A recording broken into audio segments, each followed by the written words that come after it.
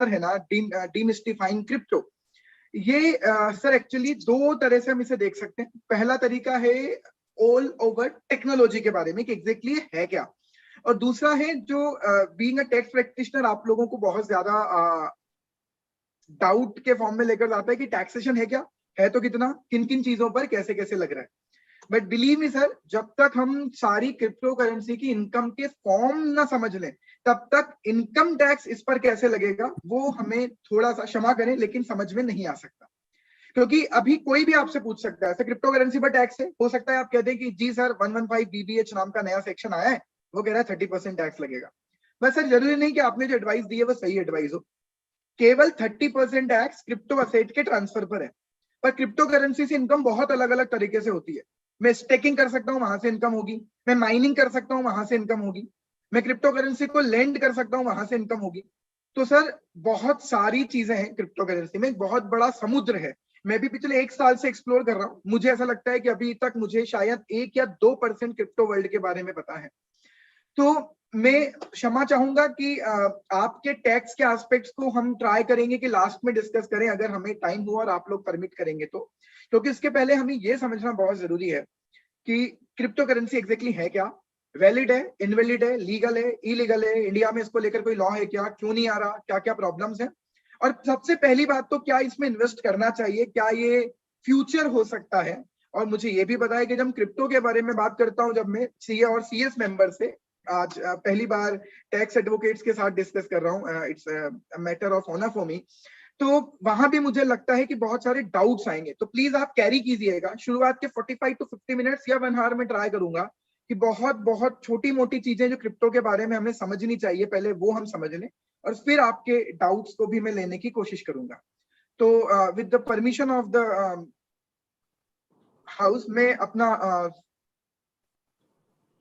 Presentation share करना चाहता हूँ। मेरे सर क्षमा कीजिएगा, होस्ट ने डिसेबल किया होगा स्क्रीन शेयर करने से, अगर होस्ट मुझे अलाउ कर दें स्क्रीन शेयर करने के लिए।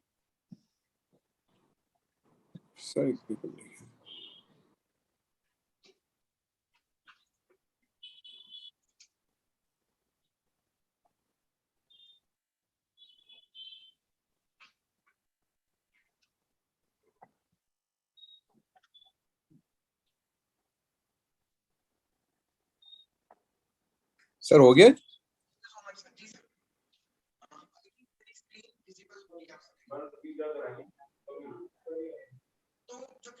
मिस्ट्री है उसे समझने की कोशिश करते हैं सर। सर आ गई। सबसे पहले हम करेंसी के पास्ट में चलते हैं कि करेंसी अब तक किस तरह से इवॉल्व हुई है। तो हम सब जानते हैं कि करेंसी कोई आज की चीज नहीं है, करेंसी बहुत समय से चल रही है, बहुत समय से हमने करेंसीज का दौर देखा है। जब वर्चुअल करेंसी नहीं होती थी तो फिजिकल करेंसीज हुआ करती थी, और फिजिकल करेंसीज के भी बहुत अलग अलग टाइप हमने देखे हैं इस वाइड इकोनॉमी में। तो सबसे पहले मैं वहीं से एक छोटी सी बात स्टार्ट करूंगा। सबसे पहले हम ये डिस्कस करते हैं कि एग्जैक्टली करेंसीज के नाम पर हमने अब तक क्या क्या देखा है, इस वर्ल्ड इकोनॉमी ने क्या क्या देखा है। तो सबसे पहले हम जानते हैं कि इंडिया में क्या पूरे वर्ल्ड में बार्टर सिस्टम चलता था, एक्सचेंज सिस्टम, कि आप मुझे गेहूं दे, मैं आपको चावल देता हूँ। इस तरह से हम गुड्स का एक दूसरे के साथ बार्टर या एक्सचेंज करते थे। बहुत ज्यादा पॉपुलर या बहुत ज्यादा चल नहीं पाया, बहुत आगे तक नहीं आया, क्योंकि बहुत सारी प्रैक्टिकल प्रॉब्लम्स हुआ करती थी। फिर हमने एक्सचेंज का माध्यम बनाया वैल्यूएबल असेट्स को, लाइक मेटल, गोल्ड, सिल्वर, कि जब भी मैं किसी से कुछ चीज लूंगा उसे सोने का एक सिक्का या एक पर्टिकुलर हिस्सा मैं उसे दे देता था।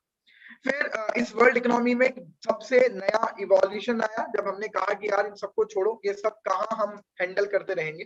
तो वर्ल्ड वाइड इकोनॉमी ने, हर कंट्री ने अपनी अपनी करेंसी प्रिंट करना स्टार्ट की।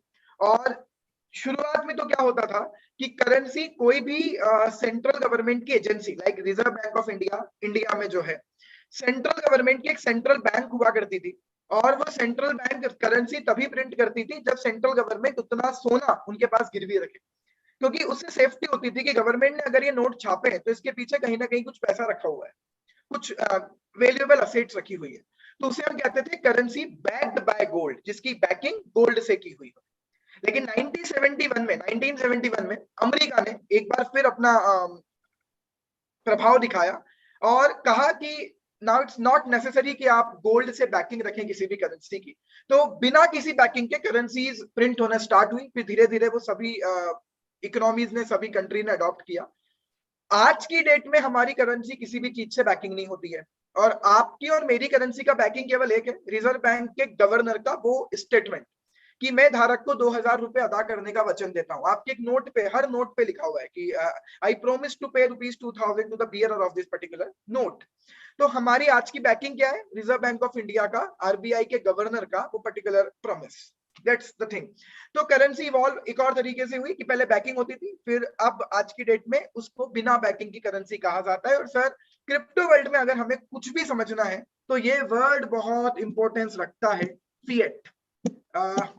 कई लोग शायद पहली बार सुन रहे हैं ये वर्ड, लेकिन अगर आपको क्रिप्टो वर्ल्ड में काम करना है सर, तो फिएट वर्ड बहुत सुनना पड़ेगा।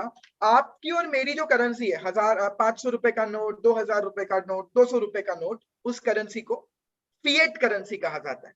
तो आप कई बार सुनेंगे fiat to crypto, crypto to fiat. तो फिएट टू क्रिप्टो का मतलब है कि आप अपने पैसे से क्रिप्टो खरीद रहे हैं। क्रिप्टो टू फिएट का मतलब है कि आप क्रिप्टो बेचकर उसको अपने करेंसी में कन्वर्ट कर रहे हैं। तो फिएट करेंसी क्रिप्टो वर्ल्ड में जैसे ही आप एंटर करेंगे, आपको फिएट फिएट फिएट वर्ड बहुत सुनने को मिलेगा। परेशान ना हो, फिएट का मतलब है आपकी और मेरी करेंसी। नाउ इसके बाद हमने देखा कि फिजिकल करेंसी से हम लोग आगे बढ़े और हमने डिजिटल करेंसी देखी। और डिजिटल करेंसी के भी पहले हमने प्लास्टिक करेंसी भी देखी है, डेबिट कार्ड, क्रेडिट कार्ड। फिर कार्ड वार्ड का सिस्टम भी हमें अच्छा नहीं लगने लगा, तो हमने कहा मैं पेटीएम से पेमेंट कर दूंगा, आपके अकाउंट में पैसा डायरेक्टली चला जाएगा, गूगल पे, फोन पे। तो डिजिटल करेंसी आई प्लास्टिक करेंसी के बाद। अब सर, चाहे फिएट करेंसी ले लें या प्लास्टिक करेंसी ले लें या डिजिटल करेंसी ले लें, इन तीनों में एक बात कॉमन है, all the currencies are regulated by the central bank of that particular country। जिसे आप कह सकते हो इंडिया में आरबीआई, यूएस में फेड, फेडरल। तो इन चीजों से कुछ लोगों को प्रॉब्लम है, थी नहीं बोलूंगा, है। पूरे क्रिप्टो वर्ल्ड को एक ही चीज से प्रॉब्लम है, सेंट्रलाइजेशन से। इसलिए जब भी सर आप क्रिप्टो वर्ल्ड में एंटर करेंगे, इन्हें हर चीज डिसेंट्रलाइज्ड चाहिए। ऐसी बहुत सी चीजें मैं आज डिस्कस करूंगा। तो सबसे पहली चीज जिससे इन्हें प्रॉब्लम है वो है कि ये तीनों करेंसीज रेगुलेटेड है। अब आप कहोगे भाई इसमें क्या प्रॉब्लम है, रेगुलेट तो होनी ही चाहिए।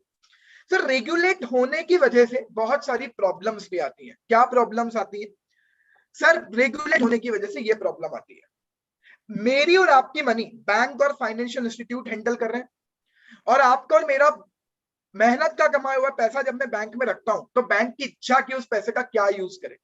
हमने बैंकिंग के अच्छे बड़े बड़े स्कीम देखे, Yes bank, PMC bank, Lakshmi Vilas bank. हमने देखा है कि किस तरह से निवेशकों को, डिपॉजिट होल्डर्स को मना कर दिया जाता है suddenly, that you are not allowed to withdraw your money, your hard earn money you can not withdraw, क्योंकि हमारे बैंक ने फ्रॉड कर दिए, हमारी बैंक ने गलत तरीके से मिस अप्रोप्रिएशन किया है फंड्स का। एक और बात, सडनली 8 नवंबर को रात को 8 बजे प्रधानमंत्री जी टीवी पर आ जाते हैं, कह देते हैं कल से आपकी करेंसी लीगल टेंडर नहीं होगी। मतलब सर आप देखिए, मेरी और आपकी currency central government, central bank regulate कर रही है, उन्हीं का उस पर कंट्रोल है। अगर गवर्नमेंट कोई पॉलिसी चेंज कर दे तो आपके और मेरे पैसे की वैल्यू बढ़ भी सकती है, कम भी हो सकती है। सडनली गवर्नमेंट आकर आपके और मेरे पैसे की लीगल टेंडरिंग को खत्म कर सकती है, ऐसा हम सबने देखा है। और इन्हीं चीजों से प्रॉब्लम है क्रिप्टो वर्ल्ड वालों की। अगर गवर्नमेंट ज्यादा पैसा प्रिंट कर दे तो मार्केट में सडनली इन्फ्लेशन आ जाता है, आपके और मेरे पैसे की वैल्यू डाउन हो जाती है। प्रॉब्लम क्या है रोहित इसमें? सर प्रॉब्लम ये है, लोग ये चाहते हैं कि जब पैसा मेरा, तो लेट मी डिसाइड कि इसकी वैल्यू क्या होनी चाहिए। Who are you to decide the value of this thing? अगर पैसा मेरा, तो लेट अस डिसाइड, हमारी कम्युनिटी डिसाइड करे ना कि इसकी वैल्यू क्या होनी चाहिए। सर, सेंट्रलाइजेशन में हमने एक और प्रॉब्लम देखी है, आप सब लोगों ने बहुत अच्छे से देखा है। एक जमाना था जब लेमन ब्रदर्स नाम की प्रॉब्लम शायद आप सबने सुनी होगी, हमने सब प्राइम क्राइसिस का नाम सुना है। हम तो तब बहुत छोटे थे, आप सब लोग बहुत सीनियर हैं, आप सब लोगों ने इकोनॉमी के फॉल डाउन का बेंचमार्क केस देखा हुआ है कि लेमन ब्रदर्स जैसी बैंक डूब सकती है अमेरिका की। रीजन सब प्राइम क्राइसिस, प्रॉपर्टी के रेट्स डाउन हुई, लोगों ने प्रॉपर्टी के लोन के अगेंस्ट में पैसा भरना बंद किया, बड़ी बड़ी बैंकें बर्बाद हो गई।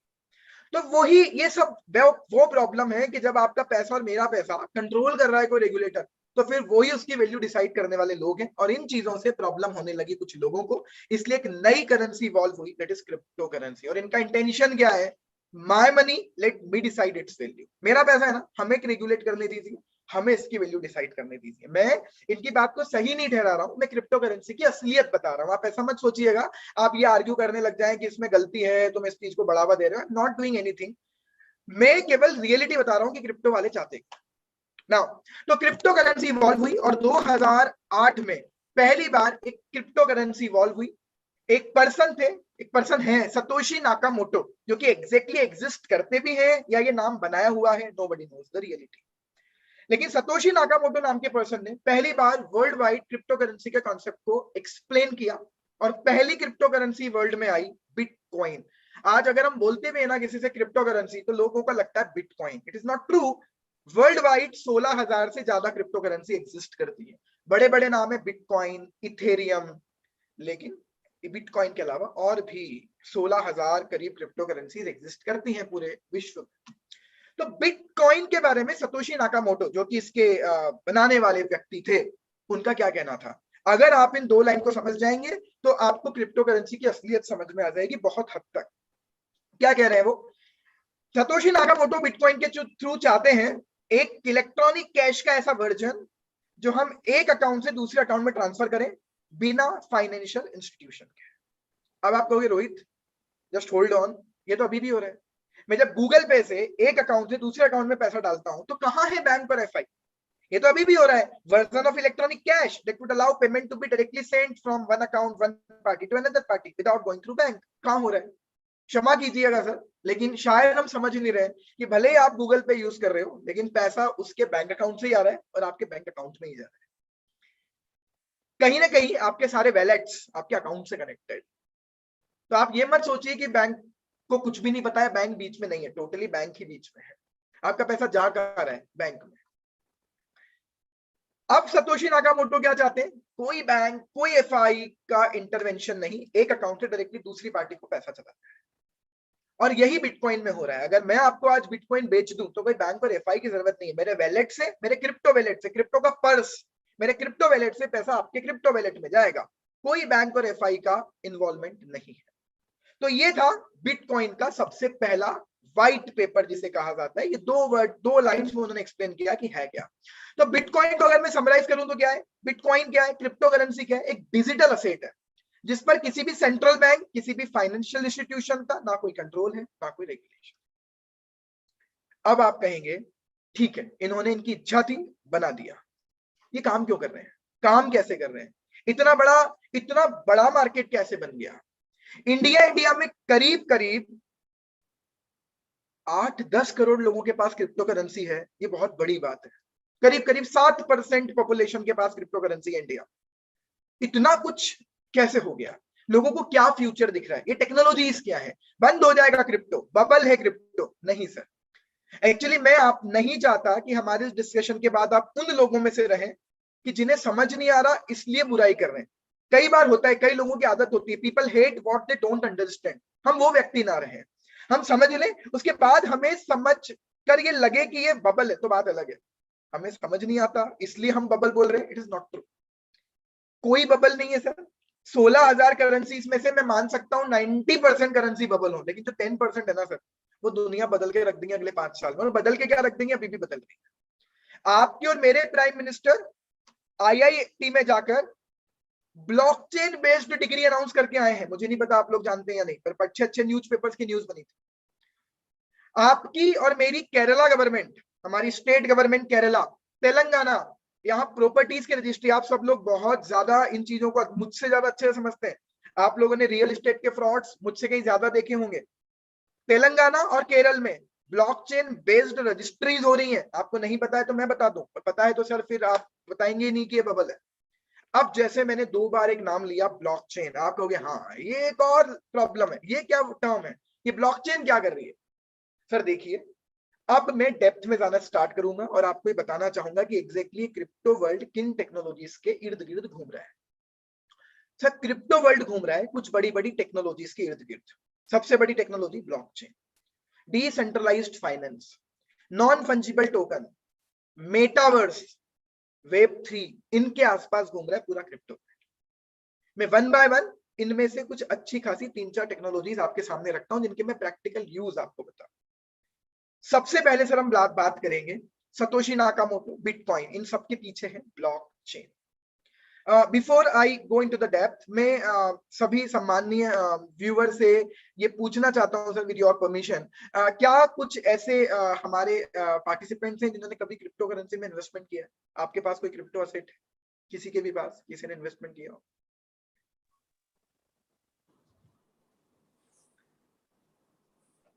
राकेश बाबू, राकेश बाबू आगरा।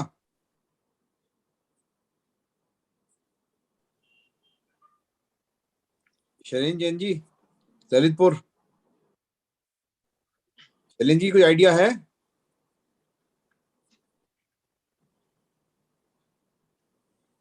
कोई नहीं बोलेगा आज, डर की वजह से, इनकम टैक्स की डर की वजह से। नहीं सर, हम इनकम टैक्स की भी बात करेंगे, और अगर आज टाइम नहीं मिला तो बिल्कुल मैं 115 बीबीएच को बहुत डेप्थ में भी डिस्कस करूंगा। और मेरा उस पर एक वीडियो भी है जो बहुत ज्यादा पॉपुलर हुआ। गवर्नमेंट मना कर रही है कि सेट ऑफ नहीं हो सकता एक क्रिप्टो असेट का दूसरे क्रिप्टो असेट के प्रॉफिट से, एक क्रिप्टो के लॉस का दूसरे क्रिप्टो के प्रॉफिट से। और मेरा इंटरप्रिटेशन कहता है कि अलाउड है, गवर्नमेंट मना ही नहीं कर सकती। तो वो भी एक बहुत इंटरेस्टिंग चीज है। आप किसी का भी नहीं, किसी ने इन्वेस्टमेंट नहीं कर रखा, सब डरे बैठे हैं, डरे बैठे हैं इनकम टैक्स से। ये प्लेटफॉर्म पे तो मालूम पड़ा कि कल को नोटिस आ जाएगा। नहीं सर, कोई क्रिप्टो करेंसी में इन्वेस्टमेंट करना टोटली लीगल है, इसलिए क्योंकि इलीगल नहीं है। इलीगल इसलिए नहीं क्योंकि गवर्नमेंट ने अभी तक इस पर कोई लॉ नहीं बनाया। 2020 में आरबीआई ऑलरेडी कह चुकी है कि जब तक लॉ नहीं बना लेते, सॉरी सुप्रीम कोर्ट कह चुकी है 2020 में सेंट्रल गवर्नमेंट और आरबीआई को कि तुम्हें बैन करना है, लॉ बनाओ। जब तक लॉ नहीं बना सकते तुम इन लोगों से सर्विसेज भी छीन नहीं सकते। आपको देश में कंट्रोल करना है तो 10 करोड़ लोगों के साथ खिलवाड़ मत करो, इसको डिक्लेयर कर दो ना इलीगल। और सर मैं बता रहा हूँ गवर्नमेंट कभी भी उसे इलीगल डिक्लेयर नहीं करेगी, क्योंकि हमारे मोदी जी तो कुछ sir blockchain based degree announce करके आए। वो वर्ल्ड वाइड ग्लोबल लीडर से कह रहे हैं कि आइए क्रिप्टो करेंसीज की टेक्नोलॉजी को कैसे अच्छे से यूज कर पाए। क्रिप्टो करेंसीज के पीछे जो थ्रेट है वो मिसयूज का है। वर्ल्ड इस बात की कोशिश करे कि उस मिसयूज को रोके कैसे, वर्ल्ड उसे इग्नोर नहीं कर पाएगा sir. Singapore, Malaysia, Qatar, Dubai तो पूरे वर्ल्ड को इनवाइट कर रहे हैं कि आइए और क्रिप्टो हब बनाइए हमारी कंट्रीज में आके। और निर्मला सीतारमण जी ने भी कुछ दिन पहले कहा था कि आरबीआई चाहती है क्रिप्टो पर बैन लगाना। बहुत हेडलाइन बनी वो न्यूज़पेपर्स की, लोग उसको पढ़ ही नहीं रहे, लोग मजे ले रहे हैं, क्रिप्टो बैन हो जाएगा। उनकी लाइन पढ़ी है सर, निर्मला सीतारमण जी कह रही है कि आरबीआई चाहता है क्रिप्टो को बैन कीजिए, लेकिन हमें क्रिप्टो को बैन करने के लिए ग्लोबल कंसेंसस चाहिए, मतलब पूरे वर्ल्ड की सहमति चाहिए। कभी नहीं मिलेगी सर। वर्ल्ड की बड़ी बड़ी डेवलप्ड कंट्री, यूके, यूएस और जितने भी टैक्स हेवंस हैं, कतर, सिंगापुर, मलेशिया, आपका दुबई, सर ये तो बड़े बड़े क्रिप्टो एक्सपो कर रहे हैं और अलाउ इनवाइट कर रहे हैं बड़े बड़े क्रिप्टो इन्वेस्टर्स को कि आइए हमारे यहाँ आकर तुम डालिए अपने प्रोजेक्ट्स क्रिप्टो को लेकर। Nobody will give them the consent. वो एक तरह से इनडायरेक्टली बताना था कि हम नहीं कर पाएंगे बैन, जिसको लोगों ने अपने मुताबिक उसका मतलब निकाल लिया। और दूसरी बात सर, अगर बैन लगाना होता ना सरकार को तो आज तक वेट नहीं करती। बैन लगाने के लिए सर हम देखते हैं सरकार क्या करती है।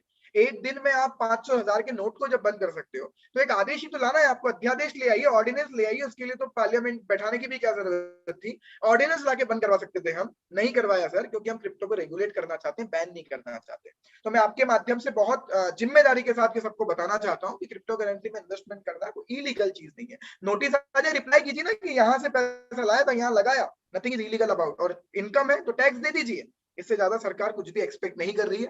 मैं देख रहा था आप सब लोग जीएसटी के बहुत विद्वान हैं, सब लोग बहुत अच्छी चर्चाएं कर रहे थे। मैं चार्टर्ड अकाउंटेंट जरूर हूं, लेकिन ना मैं इनकम टैक्स की प्रैक्टिस करता हूं ना जीएसटी की। हाँ, इनकम टैक्स में पढ़ाता हूं, डायरेक्ट टैक्स पढ़ाता हूं, सीए और सीएस फाइनल में, इसलिए उसकी सारी निटिग्रिटीज पता है, इसलिए इंटरप्रिटेशन बता रहा हूँ 115 बीबीएच का।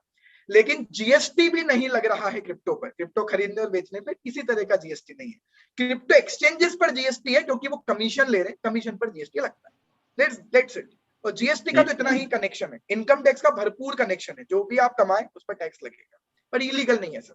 चलिए, तो अब मैं वन बाय वन सारी टेक्नोलॉजीज की बात करता हूं। सबसे पहले बात करते हैं ब्लॉकचेन टेक्नोलॉजी की, है क्या सर। ब्लॉकचेन जो टर्म है वो दो वर्ड से मिलकर बनी है। पहला वर्ड है ब्लॉक और दूसरा वर्ड है चेन। ब्लॉक्स की चेन को ब्लॉकचेन कहा जाता है। अब आप कहेंगे रोहित ये ब्लॉक क्या होता है? सर मैं एक एग्जांपल देता हूं आपको। सबने हमने सुना है डेटाबेस, डेटा स्टोर करने की सिस्टम, डेटाबेस मैनेजमेंट सिस्टम। आपके कंप्यूटर में भी है, मेरे कंप्यूटर में भी है, आपके ऑफिस में भी आपने पूरा डेटाबेस मैनेजमेंट सिस्टम करवाया हुआ होगा इम्प्लीमेंट, मेरे ऑफिस में भी है। डेटा को हैंडल करते हैं हम सब। अब सर डेटा को स्टोर करने के लिए कुछ ना कुछ डिवाइस तो चाहिए होती है। फॉर एग्जांपल मेरे पास ये डिवाइस है फिजिकली, हम पहले वर्चुअल से फिजिकली कुछ एग्जांपल समझ रहे हैं। सर सपोज कीजिए मेरे पास ये डिवाइस है, मैं इसमें डेटा स्टोर करना स्टार्ट करता हूं। ये डिवाइस, ये डेटाबेस स्टोरेज अपने आप में ब्लॉक है। तो मैं क्या करूंगा सर, इसकी जितनी कैपेसिटी होगी मैं इसमें डेटा भरूंगा भरूंगा भरूंगा, जिस दिन इसकी कैपेसिटी फुल होगी मैं इस ब्लॉक को बंद कर दूंगा। ये अपने आप में क्या हुआ, एक ब्लॉक जिसमें क्या है, डेटा। अब क्या होगा सर, इस इंफॉर्मेशन के बाद मुझे अब दूसरी इंफॉर्मेशन भरनी है। अब मैं एक नया ब्लॉक उठाऊंगा खाली, उसमें फिर इंफॉर्मेशन भरूंगा। लेकिन पहली इंफॉर्मेशन और दूसरी इंफॉर्मेशन को आगे अपने आप में कनेक्ट कैसे करूं, इसलिए मैं दोनों ब्लॉक्स को एक वर्चुअल चेन के माध्यम से कनेक्ट करूंगा। ये क्यों करना है सर, उसको भी समझ लेते हैं। सपोज कीजिए मिस्टर एक्स ने मिस्टर वाई को अपनी प्रॉपर्टी बेच दी। तो क्या करूंगा मैं, एक डेटाबेस है मेरे पास, एक ब्लॉक है जिसमें मैं इंफॉर्मेशन डालूंगा कि एक्स ने इस डेट को इतने रुपए में ये प्रॉपर्टी उस वाई को बेच दी। ये ब्लॉक, डेटा खत्म, ब्लॉक खत्म, ब्लॉक मैंने बंद कर दिया। ये ब्लॉक बता रहा है कि एक्स ने प्रॉपर्टी वाई को बेची थी। अब किसी दिन वाई ने प्रॉपर्टी जेड को बेची। अब क्या करूंगा सर, मेरे पास फिर एक खाली ब्लॉक है। मैं इस खाली ब्लॉक में अब क्या इंफॉर्मेशन भरूंगा कि वाई ने इस डेट को ये प्रॉपर्टी इसको जेड को बेच दी। दूसरा ब्लॉक भर गया। अब सर मेरे पास अगर एक ब्लॉक है तो मुझे यह पता पड़ेगा कि वाई ने जेड को बेची। अब सर मुझे पता लगाना है वाई के पास कहां से आई थी, तो मुझे चाहिए पिछला ब्लॉक जो ये बताएगा वाई के पास एक्स से आई थी। इसलिए मुझे इन दोनों ब्लॉक्स को आपस में एक दूसरे से क्या करना पड़ेगा, कनेक्ट। और वो जो कनेक्शन है वो एक वर्चुअल चेन के थ्रू है, उसी को हम कह रहे हैं चेन।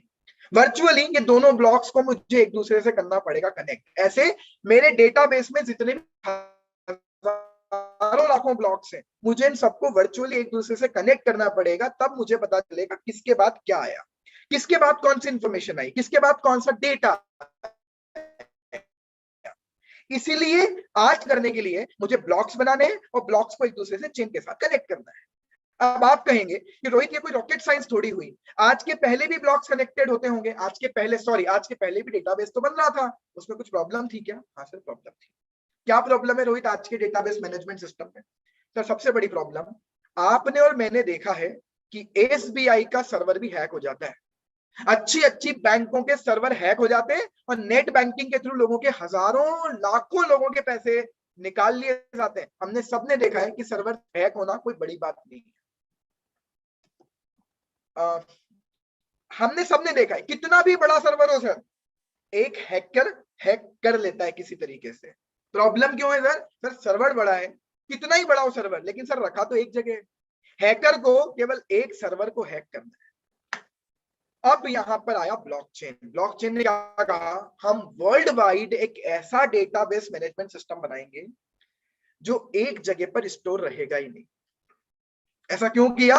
ताकि कभी हैक ही नहीं हो पाए। सर आज की डेट में एक ही database management system hack proof है, that is blockchain database system. Yes, मैं बहुत सही बता रहा हूं, इसमें कोई दो राय नहीं। आज की डेट में वर्ल्ड वाइड एक ही database management system hacking proof है, दैट इज ब्लॉकचेन। कैसे? सर क्या होगा, ब्लॉकचेन के डेटाबेस का सर्वर किसी एक जगह पर स्टोर्ड नहीं रहता। क्या किया है इन लोगों ने?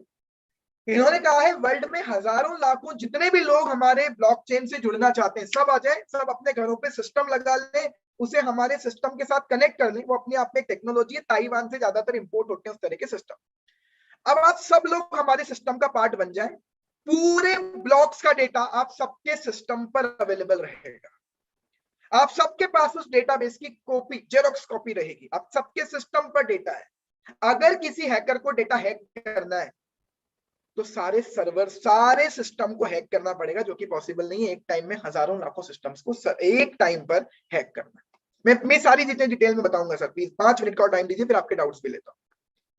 तो अब क्या हुआ, हम चले गए सेंट्रलाइज्ड से डिसेंट्रलाइज पर। सर ध्यान दीजिएगा, मैंने पहले भी कहा था पूरे क्रिप्टो वर्ल्ड को एक चीज बहुत पसंद है, डिसेंट्रलाइजेशन।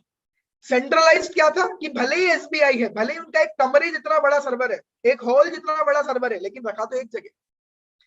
क्रिप्टो वर्ल्ड जैसे ही आया, ब्लॉकचेन जैसे ही आया, इन्होंने कहा कि हम सर्वर को ही डिसेंट्रलाइज कर देंगे।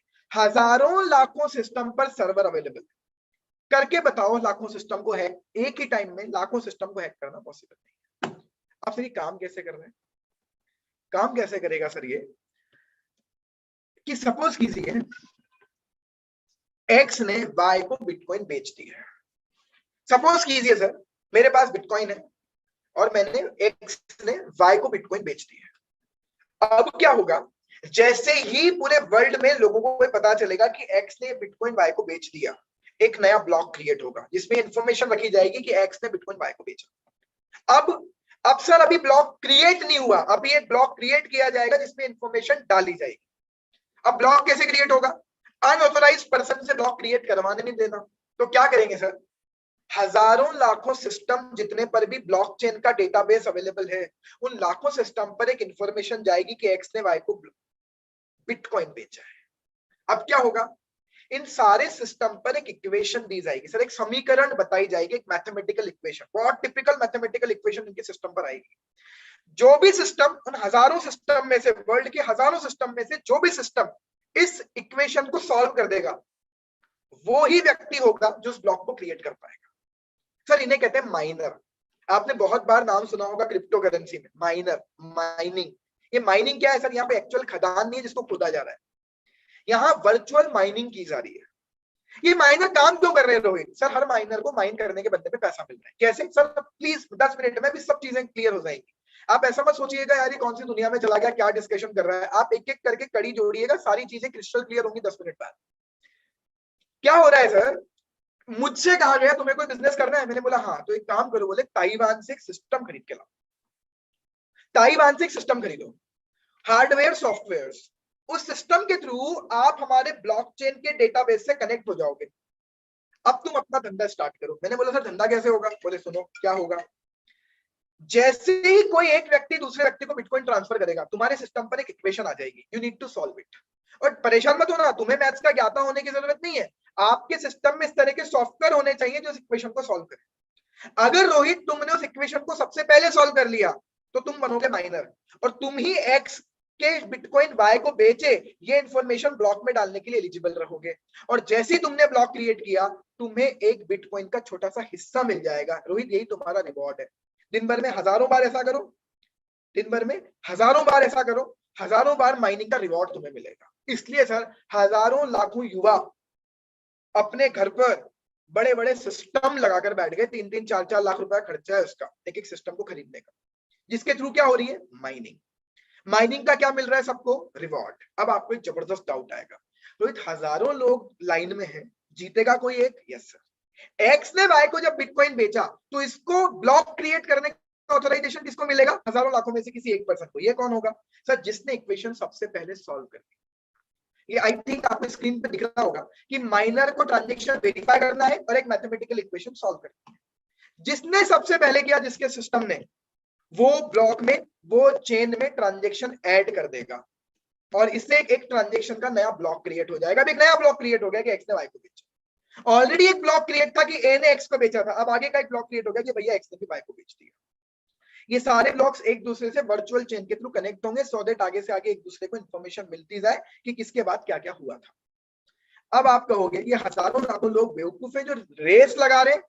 नहीं सर, दिन भर में किसी न किसी को 2-4 बार रिवॉर्ड मिल ही जाता है। जितना आपका सिस्टम अच्छा होगा उतनी ज्यादा बार, सर लाखों बार ट्रांजेक्शन। शेयर मार्केट से बड़ा मार्केट है सर ये, आई रिपीट, शेयर मार्केट से बड़ा मार्केट है सर ये। शेयर मार्केट 5 दिन खुलता है, दिन में 6.25 घंटे खुलता है, 9:15 से 3:30, 5 दिन खुलता है। ये मार्केट 24/7/365 है, 24 घंटे चलेगा, 7 दिन चलेगा, 365 दिन चलेगा। आपको और मेरे मार्केट में इन्वेस्टर हैं लाखों करोड़ों, इधर है बिलियंस में। पूरे वर्ल्ड के इन्वेस्टर इन्वेस्ट कर रहे हैं, लाखों ट्रांजेक्शन हो रहे हैं सर दिन भर में एक एक करेंसी में। तो बहुत बार मौका मिलता है आपको माइनिंग के लिए रिवॉर्ड जीतने का, तो सर इनको कहा जाता है माइनर। तो मैं यही कह रहा था कि बीइंग अ टैक्स एडवोकेट, हो सकता है आपका क्लाइंट आके बोले सर माइनिंग की इनकम हो गई, तो सर माइनिंग की इनकम भी टैक्सेबल इनकम टैक्स। तो माइनिंग मैंने आई होप आपको एक्सप्लेन कर दिया कि वो व्यक्ति है जो सिस्टम लगाकर और एक इक्वेशन सॉल्व किया जा रहा है, ये ब्लॉक में अगर डेटा ऐड करेगा तो इसको रिवॉर्ड मिला। अच्छा रिवॉर्ड पैसे में मिल रहा है क्या रोहित? रुपीज में नहीं सर, रिवॉर्ड बिटकॉइन में ही मिलेगा। बिटकॉइन माइन करोगे तो बिटकॉइन में रिवॉर्ड मिलेगा ना। अब सर इस चीज को और डिटेल में समझते हैं। सर ये तो मैंने आपको समझाने की कोशिश की बिटकॉइन की ब्लॉकचेन। बिटकॉइन को अगर मैं समराइज करूं तो बिटकॉइन ऑल्टरनेट फाइनेंशियल सिस्टम लेकर आया है जो पूरा सॉफ्टवेयर टेक्नोलॉजी पर बेस्ड है, थर्ड पार्टी के कंट्रोल से बाहर है, पूरी सेफ करेंसी, क्योंकि इसके सिस्टम को हैक नहीं किया। अब सर आप सोचें, लाखों सिस्टम को हैक करना पड़ेगा अगर आपको इसका सर्वर हैक करना है तो, क्योंकि पॉसिबल नहीं है एट ए टाइम एक साथ लाखों सर्वर को हैक करना, लाखों सिस्टम को हैक करना, नॉट पॉसिबल। नेक्स्ट, बिटकॉइन के ट्रांजैक्शन एक सिंगल सिस्टम पर स्टोर्ड नहीं है। वो तो आप सबको अभी समझ में आई गया कि जितने भी लाखों सिस्टम इस पूरी सिस्टम से कनेक्टेड है, उन सब जगह बिटकॉइन का सिस्टम के चीजें स्टोर्ड है। प्राइस कैसे डिसाइड हो रही है? टिपिकली इकोनॉमिक्स के रूल, डिमांड और सप्लाई से। अब सर ब्लॉक की बात कर लेते हैं और अच्छे से। ब्लॉक में होता क्या है? ब्लॉकचेन की ब्लॉक में क्या होता है? सर ब्लॉकचेन की ब्लॉक, फॉर एग्जांपल बिटकॉइन की ब्लॉकचेन में क्या क्या होगा? सर तीन चीजें होंगी, डेटा, हैश और प्रीवियस ब्लॉक का हैश। अब ये तीनों चीजें क्या है? सर आप सपोज कीजिए एक्स ने वाई को बिटकॉइन बेचा, तो बताइए ब्लॉक में क्या इन्फॉर्मेशन डालोगे? आप बोलोगे यार बहुत देर से यही तो बता रहे हो, बिटकॉइन के ब्लॉक में ये इन्फॉर्मेशन डालोगे कि एक्स ने वाई को बिटकॉइन बेचा।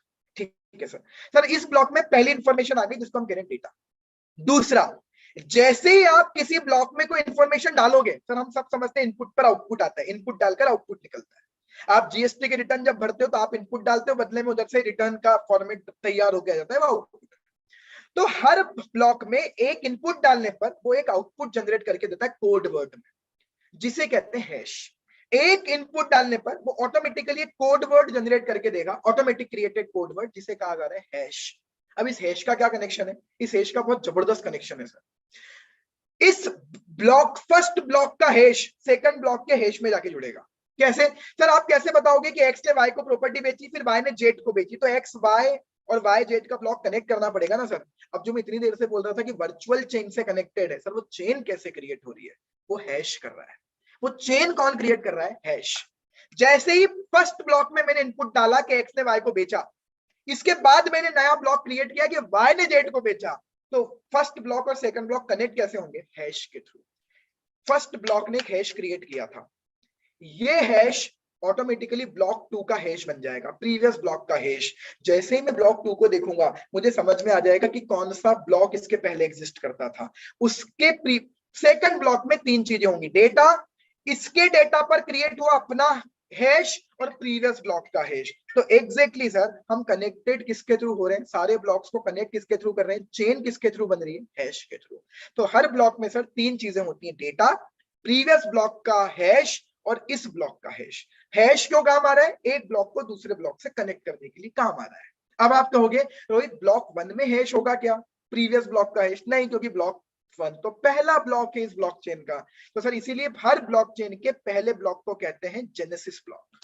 जेनेसिस ब्लॉक मतलब जिसमें दो ही चीजें हैं, केवल डेटा और इस ब्लॉक का हैश। प्रीवियस ब्लॉक का हैश उसमें है ही नहीं, बट इसके आगे हर ब्लॉक में तीन तीन चीजें होंगी, डेटा, इस ब्लॉक का हैश, प्रीवियस ब्लॉक का हैश। अब सर मैं फिर प्रूव करता हूं कि ये ब्लॉकचेन हैक क्यों नहीं हो सकती। सपोज कीजिए सर आप आज भिड़ गए कि मैं तो इस ब्लॉकचेन को हैक करके रहूंगा, तो आपने क्या किया?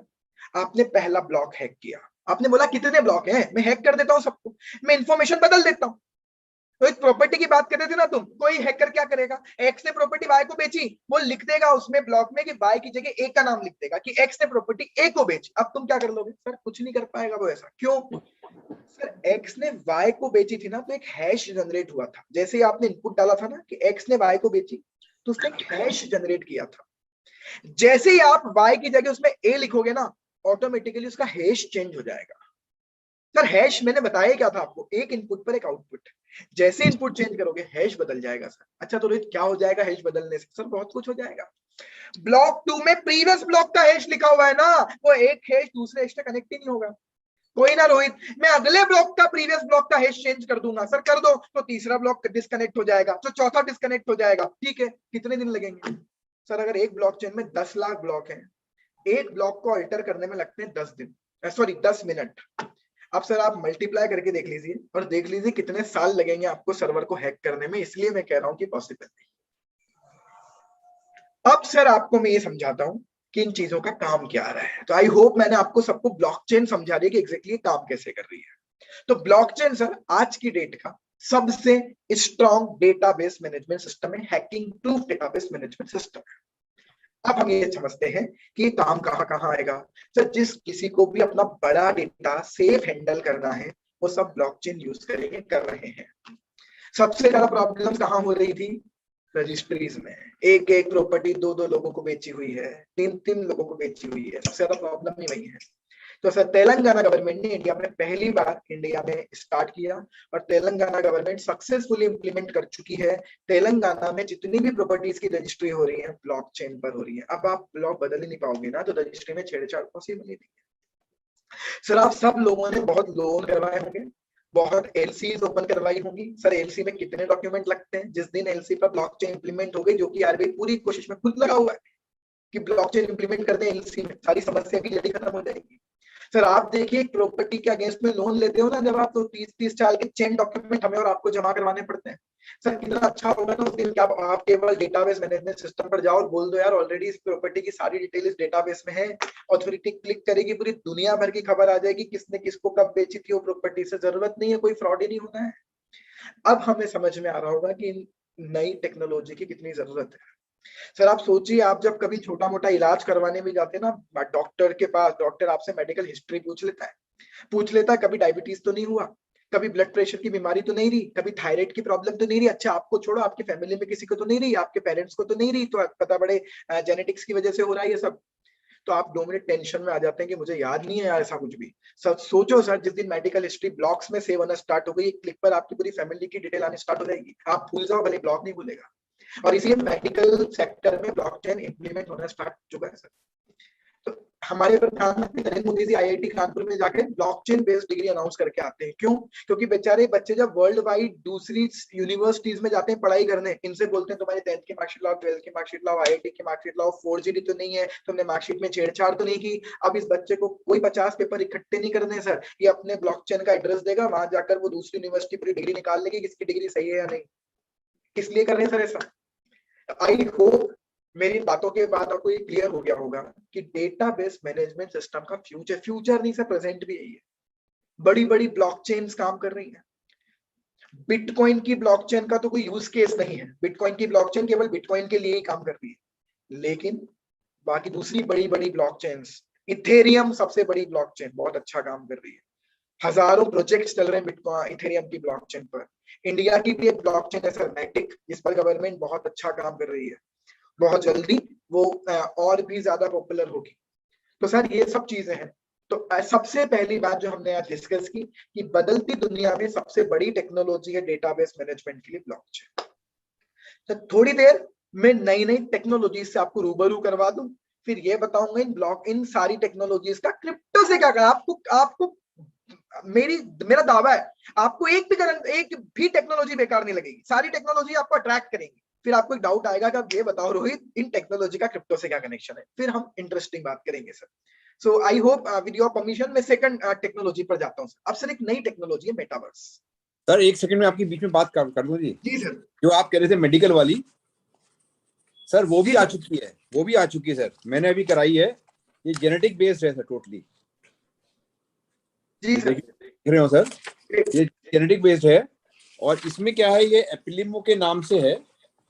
और इसमें ये लोग सिर्फ सलाइवा लेते हैं सुबह का, early in the morning when you get up, उसका सलाइवा लेते हैं।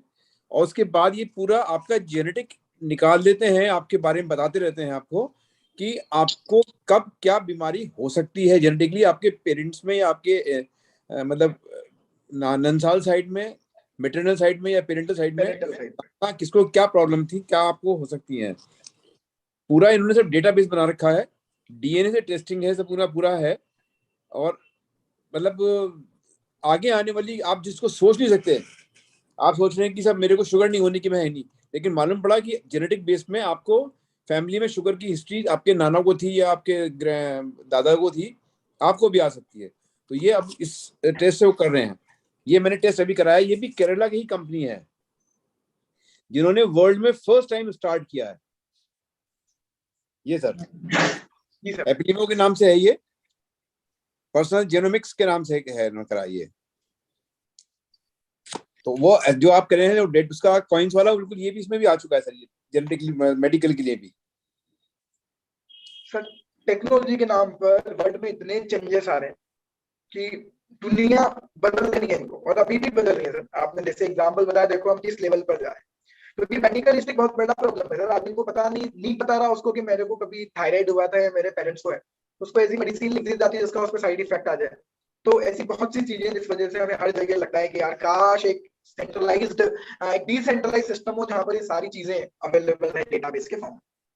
अब सर जो आप बात कह रहे थे उसी को मैं आगे बढ़ाता हूँ कि टेक्नोलॉजी सर ऐसी है कि आज से 50 साल पहले अगर किसी ने कहा होगा कि उड़ने वाली कार बनाऊंगा, तब लोग उस पर हंसे हंसे होंगे। और आज हमें समझ में आ रहा है कि उड़ने वाली कार की कितनी जरूरत। वैसे सर ये जो टेक्नोलॉजी चल रही है लोग इन पर हंस सकते हैं, लेकिन 10 साल बाद ही परेशान होंगे कि काश उस समय ये टेक्नोलॉजी और इसकी वैल्यू इतनी कम थी, काश हम उस समय इन्वेस्ट कर देते हैं और उस समय इसको समझ लेते हैं।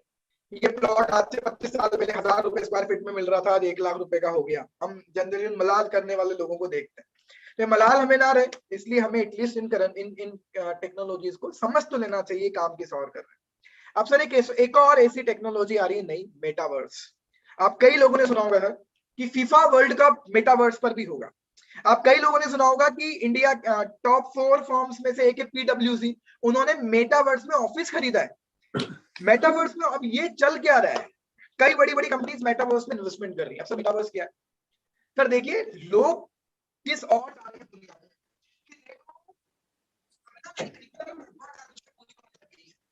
पहले हम फोन पर पहले हम चिट्ठी लिखकर किसी से संवाद करते थे, 10-10 15-15 दिन बाद पहुंचती थी।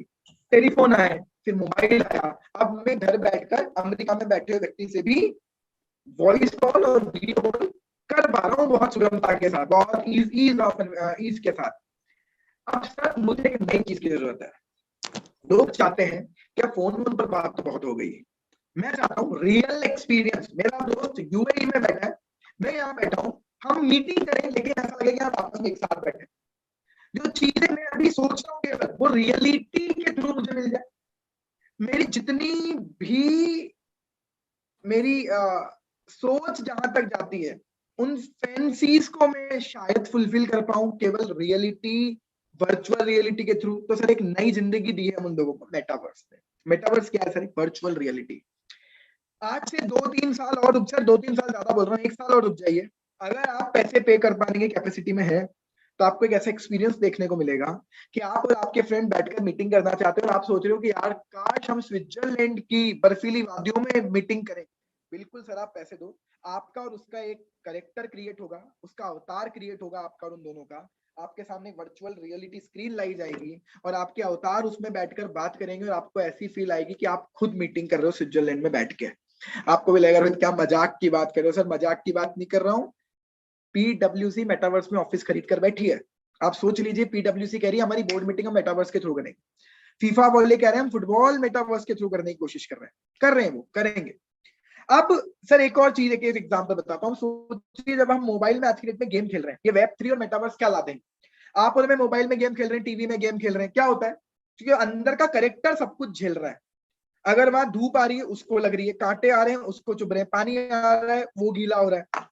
लेकिन सर जिस दिन मेटावर्स आ जाएगा ना, उस दिन आपका करेक्टर अंदर चल रहा है, पत्थरों पर चुभेंगे आपको, कांटों पर चुभेंगे आपको, पानी पर गीला आपको महसूस होगा। ये है metaverse. Virtual reality is actually metaverse. और सर इस बारे में दो राय मत रखिएगा। आप जो सबसे ज्यादा प्लेटफॉर्म यूज कर रहे हैं फेसबुक और इंस्टाग्राम, उस कंपनी का नाम क्या है सर? उस कंपनी का नाम है मेटा। और मेटा नाम क्यों करा है फिर उन्होंने? वो पूरे के पूरे मेटावर्स पे शिफ्ट हो रहे हैं, हो चुके हैं माइंडसेट से। तो इसलिए आप जान देख लीजिएगा sir, Facebook is now Meta. आप सबने देखा भी होगा वो मेटा क्या है सर? मेटावर्स। और मेटावर्स क्या है? Virtual reality. तो एक और नई टेक्नोलॉजी मेटावर्स जो वर्चुअल रियलिटी लेकर आएगी। आप सर एक तीसरी टेक्नोलॉजी की बात करता हूँ, आपको सुन के बहुत पसंद आएगी। तीसरी टेक्नोलॉजी है सर डिसेंट्रलाइज्ड फाइनेंस। फाइनेंस आपने और मैंने बहुत सुना है, पर अब तक जो टोटल फाइनेंस है ना सर वो सेंट्रलाइज्ड है। मतलब RBI, banks, financial institution regulate कर रही है, इंटरफेरेंस कर रही है, इसलिए कह रहे हैं सेंट्रलाइज्ड। अब दौर चल रहा है सर डिसेंट्रलाइज्ड फाइनेंस का। सर आज से 10 महीने पहले मुकेश अंबानी जी ने एक स्टेटमेंट दिया था कि डिसेंट्रलाइज्ड फाइनेंस अगले 10 सालों में फाइनेंस की दुनिया बदल के रख देगा। सर मैं मुकेश अंबानी जी की बात कर रहा हूं, किसी छोटे मोटे इन्फ्लुएंशियल पर्सन की बात नहीं कर रहा हूं। अगर वो कह रहे हैं डिसेंट्रलाइज फाइनेंस बदल के रख देगा तो कुछ चीज होगी। अब चीज क्या है सर वो मैं आपको बताता हूँ। सर चल क्या रहा है? डिसेंट्रलाइज फाइनेंस क्या कर रहा है? तो डिसेंट्रलाइज फाइनेंस चाहता है कि फाइनेंस कुछ लोगों की कंट्रोल से हट जाए। ये ब्लॉकचेन और इस सब सर मैं बिल्कुल पूरी स्क्रीन आपके साथ, पूरी पीपीटी आप लोगों को शेयर कर दूंगा। मैं पूरी पीपीटी आपके साथ शेयर कर दूंगा। इसमें तो बहुत कुछ कंटेंट है जिसके लिए ये पूरा कंटेंट सर वो है। मैंने अभी वर्ल्ड वाइड आईसीएआई के लिए 2 महीने पहले 4,500 कंटेंट को एड्रेस किया है वर्ल्ड वाइड। पूरे वर्ल्ड के कंटेंट से जिसको आईसीएआई ने वर्ल्ड वाइड क्रिप्टो करेंसी पर एक सेशन रखा था। तो मेरा सेशन था सर 3 घंटे, तब जाकर वो पूरा कंटेंट कवर हुआ है जो पीपीटी में। तो अभी तो मैं बहुत बहुत ब्रीफ के बारे में अभी ब्रीफ के साथ आप लोगों से सर आपकी वॉइस थोड़ा सा गड़बड़ा गई सर, क्लियर, हाँ वॉइस क्लियर नहीं आ रही सर। कहीं सर कोई नेटवर्क डिस्टरबेंस है, कोई वॉइस क्लियर नहीं आ रही। तो इस वजह से शायद वाईफाई प्रॉब्लम है। Let me know now sir, अभी मैंने इनपुट चेंज किया। सर पब्लिक भी कह रही है voice is not clear. Yes yes okay sir, okay मैं इनपुट चेंज कर रहा हूं, एक और ट्राई करता हूं। यहाँ आपका स्क्रीन भी विजिबल नहीं हो रहा था अभी, आज का स्क्रीन भी नहीं आ रहा है। हाँ सर नेटवर्क इश्यूज है। मैं तो पीपीटी भी शेयर कर रहा था अभी, क्या पता क्यों नहीं हो रही थी। नहीं अभी तक तो स्क्रीन आ रही थी आपकी, अभी स्क्रीन भी रुक गई सर। वो नेटवर्क की वजह से सर, एक्चुअली बहुत तेज पानी आने लग गया सडनली, तो शायद कुछ प्रॉब्लम हुई है। अभी प्रॉपर है क्या सर, या मैं री लॉग इन करूं? कि है स्टार्टेड स्क्रीन शेयरिंग, लेकिन अभी आई नहीं सर। ओके लिख के आ रहा है कि Rohit Khandelwal started screen sharing, लेकिन आ नहीं, स्क्रीन शेयर नहीं हो रही।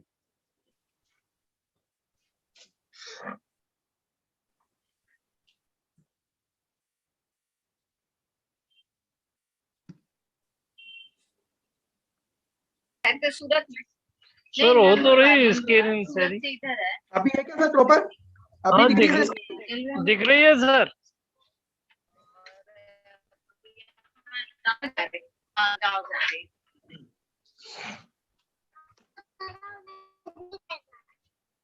नहीं गिरेगा बेटा।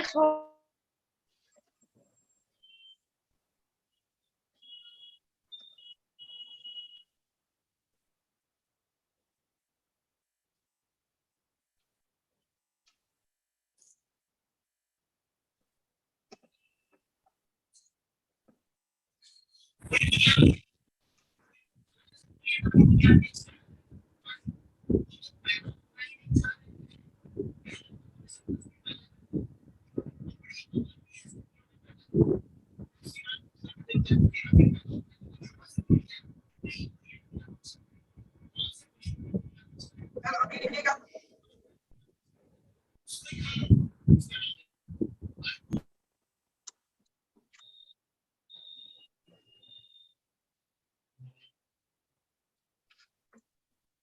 हाँ भाई इसका स्क्रीन अब आपकी आ गई।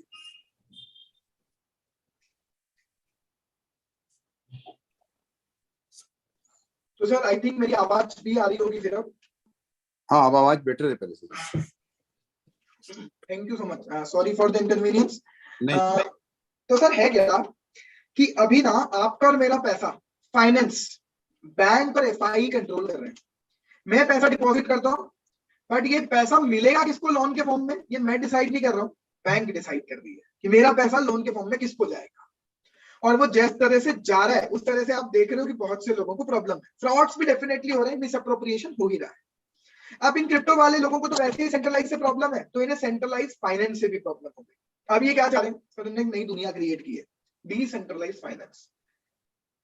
सर मुझे नहीं पता कितने लोगों को आपको डिसेंट्रलाइज फाइनेंस के बारे में पता है, पर सर एक दिन में करीब करीब 10 लाख लोग डिसेंट्रलाइज फाइनेंस के थ्रू पैसा उधार ले रहे हैं और दे रहे हैं। आज की डेट में बात कर रहा हूं, मेटावर्स आएगा, डीफाई आ चुका है, अब केवल इसको एक्सप्लोर करना बाकी है। क्या काम कर रहा है डीफाई सर? देखिए बहुत सारे डीफाई के प्लेटफॉर्म है, आप कहीं भी जाएं किसी भी प्लेटफॉर्म पर और एक करेंसी फॉर एग्जांपल इथेरियम खरीद लें। आपने 10 लाख रुपए के इथेरियम खरीद लिए, अब आप चाहते हो 10 लाख रुपए के इथेरियम मेरे पास है, किसी दूसरे को मैं उधार दे दूं, तो सर वो दूसरा बंदा अपना कोड डालेगा कि मुझे इथेरियम उधार चाहिए। आप डाल दीजिए शेयर मार्केट की तरह कि यस मैं इथेरियम उधार देने के लिए रेडी हूं। क्या होगा? कुछ नहीं होगा सर, आप दोनों के अगर ट्रांजेक्शन हो गया तो आपके इथेरियम उसको उधार चले जाएंगे और हर थोड़े दिनों में इंटरेस्ट आपको मिलता जाएगा। ना बैंक इन्वॉल्व है, ना कोई फाइनेंशियल इंस्टीट्यूशन इन्वॉल्व है, ना आरबीआई इन्वॉल्व है, आपका पैसा डायरेक्टली दूसरे को जा रहा है। यह है डिसेंट्रलाइज फाइनेंस। अब इसके थ्रू किसी को भी लोन मिलने में प्रॉब्लम नहीं होगी। जिसको लोन लेना है हमारे प्लेटफॉर्म पर आओ, लेंडिंग कर दो, बोरोविंग कर लो। अब आपको हो गया बहुत बड़ी रिस्क है, नहीं सर, यहां भी कोलेट्रल रखी जाती है।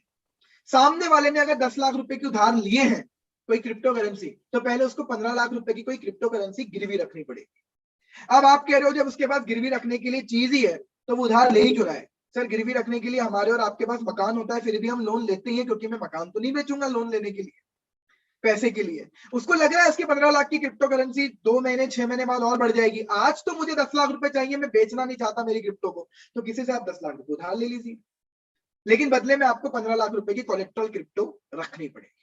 तो बिना कोलेट्रल के सर यहाँ कोई ट्रांजेक्शन नहीं हो रहा है, इसलिए ट्रांजेक्शन सेफ है। लेकिन मजेदार बात क्या सर, टोटली डिसेंट्रलाइज्ड, कोई बैंक एफआई इन्वॉल्व नहीं है। आपका पैसा आप डिसाइड कीजिए कि आपको किसको उधार देना है। वर्ल्ड में पता पड़ा आप यहां बैठकर किसी युगांडा वाले बंदे को इथेरियम उधार दे रहे हैं, और ये बिल्कुल धूमधाम से चल रहा है सर। इससे होने वाली इनकम भी टैक्सेबल इनकम है, इलीगल नहीं। इससे होने वाली जो इंटरेस्ट की इनकम लेंडर को हो रही है वो टैक्सेबल इनकम है। तो ये स्क्रीन पर आपको इतनी देर से दिख रहा होगा कि सेंट्रलाइज फाइनेंस और डिसेंट्रलाइज फाइनेंस में डिफरेंस क्या है। डीफाई कहते हैं इसको शॉर्ट में, डिसेंट्रलाइज फाइनेंस, और उसे टीफाई कहते हैं, ट्रेडिशनल फाइनेंस क्रिप्टो में। तो सर डिसेंट्रलाइज फाइनेंस अपने आप में बहुत नई और बहुत अच्छी खासी टेक्नोलॉजी है। अब एक लास्ट टेक्नोलॉजी के बारे में आपको और बता दूं, इसे कहते हैं sir non fungible token, NFT, non fungible token.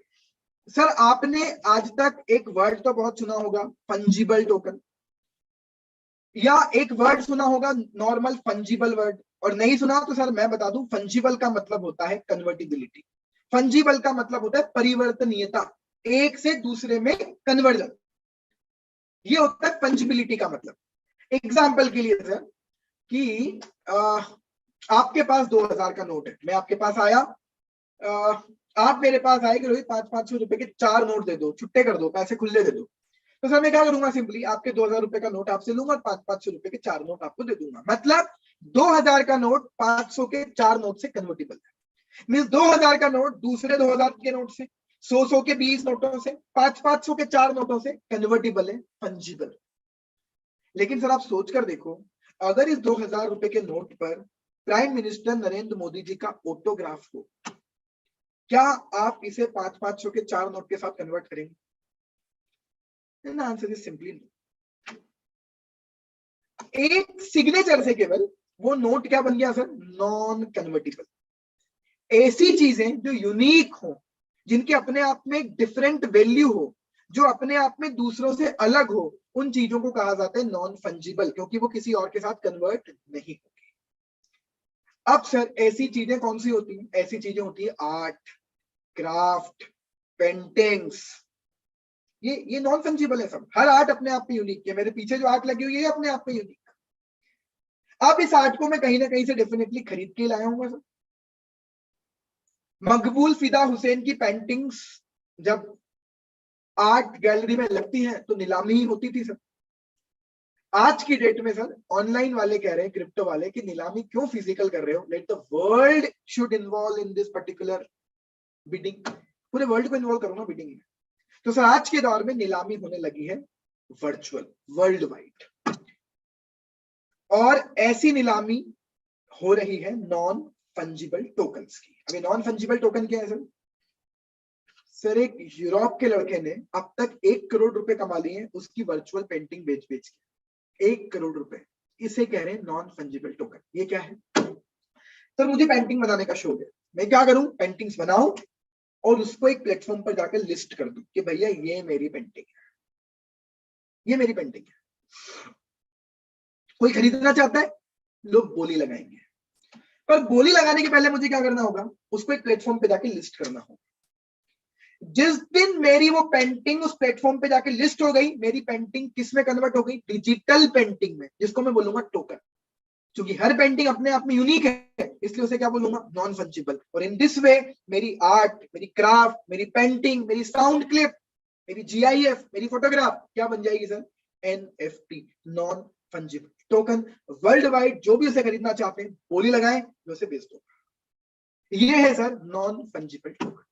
Non fungible token के बड़े बड़े मार्केट प्लेस बने हुए हैं सर, जहां जाकर आप अपनी पेंटिंग, अपनी आर्ट लिस्ट करें और लोगों से बिकवा देंगे, बदले में अपना कमीशन देंगे। अब कैन यू बिलीव सर कि ट्विटर का ऑनर जैक मा का नाम, आई थॉट जैक का नाम सबने सुना है सर, जैक ट्विटर के ऑनर, उन्होंने लाइफ में पहली बार जब ट्वीट किया था 21 मार्च 2006 8:50 पर, पहला ट्वीट था उनका, just setting up my Twitter, मैं अपना ट्विटर सेटअप कर रहा हूं सर। ये क्योंकि हिस्टोरिकल ट्वीट था, उस बंदे ने इस ट्वीट का ही फोटोग्राफ बना के बेच दिया $2.9 मिलियन में, अराउंड $3 मिलियन में, अराउंड 2.5 करोड़ रुपए में एक ट्वीट बिक गया, क्योंकि वो किसी ने NFT मान लिया। अब आप कहोगे तो फर्जीवाड़ा है, बिल्कुल सर, इन्हीं वजह से हम बदनाम हो रहे हैं कि कोई भी कुछ भी कर रहा है, बट लोग भी तो खरीद रहे हैं सर, तो हम गलत भी नहीं कह सकते। आर्ट की वैल्यू खरीदने वाला ही जाने क्यों उसे खरीद रहा है। बट सर नए दौर की नीलामी, नई आर्टिस्टिक वर्क्स की नई दौर की नीलामी को कहा जाता है NFT। तो सर मैंने 4 जिंदगी बदलने वाले आपको टेक्नोलॉजीज बताई, 3 इंपॉर्टेंट है उसमें जो हमारी और आपकी जिंदगी में आम दिनचर्या का हिस्सा होंगी, ब्लॉकचेन, मेटावर्स, डिसेंट्रलाइज्ड फाइनेंस। ये तो है सर टेक्नोलॉजी। मैं फिर दावे के साथ कह रहा हूं, अगले 5 साल में आप इन टेक्नोलॉजीज के हैबिचुअल आदी हो जाएंगे, जिस तरह से आज आप व्हाट्सएप के। किसी ने नहीं सोचा था ना टेक्स्ट मैसेज किया करते थे, और अब मेल की जगह आज व्हाट्सएप पे डॉक्यूमेंट मंगवाते हैं। आपके GST का क्लाइंट भी आपको एक्सेल शीट वर्ड फाइल में भेज देता है, या 4-5 इनवॉइस होते हैं तो फोटो खींच के भेज देता है। कई लोग तो GST रिटर्न भी ऐसे ही भरवाते हैं। हमने देखा व्हाट्सएप कितना हमारी आम दिनचर्या में इन्वॉल्व हो गया। कौन कौन है यहाँ पे? पीछे वाले तो शुक्र है, और सतनाम में तुम ही बचे हो। और कौन है आंटी? कोई नहीं, पीछे वाले भी निकल गए। मैं 1 घंटे तो रहूंगा आंटी। हाँ, किसी को फोन लगा के बोल रहा हूँ। 1 घंटे तो हाँ, लॉक लगा के चालू। हाँ, वो मैं ले जाऊंगा, कल ले जाऊंगा। किसी को बुलवा दो, लॉक तो मैं लगवा दूंगा।